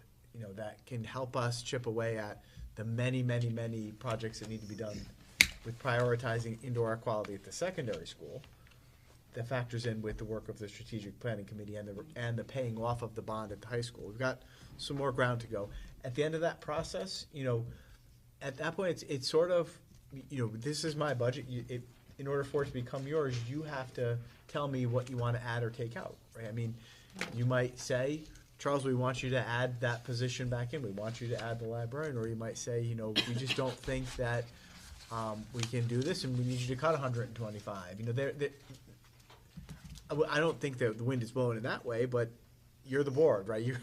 At some point, this is my recommendation to you. You're going to have to deliberate, and that deliberation should start a little bit Thursday, but ultimately will show up in what you want me to bring you on January 21st with a % increase and what the FTE or how the money's allocated.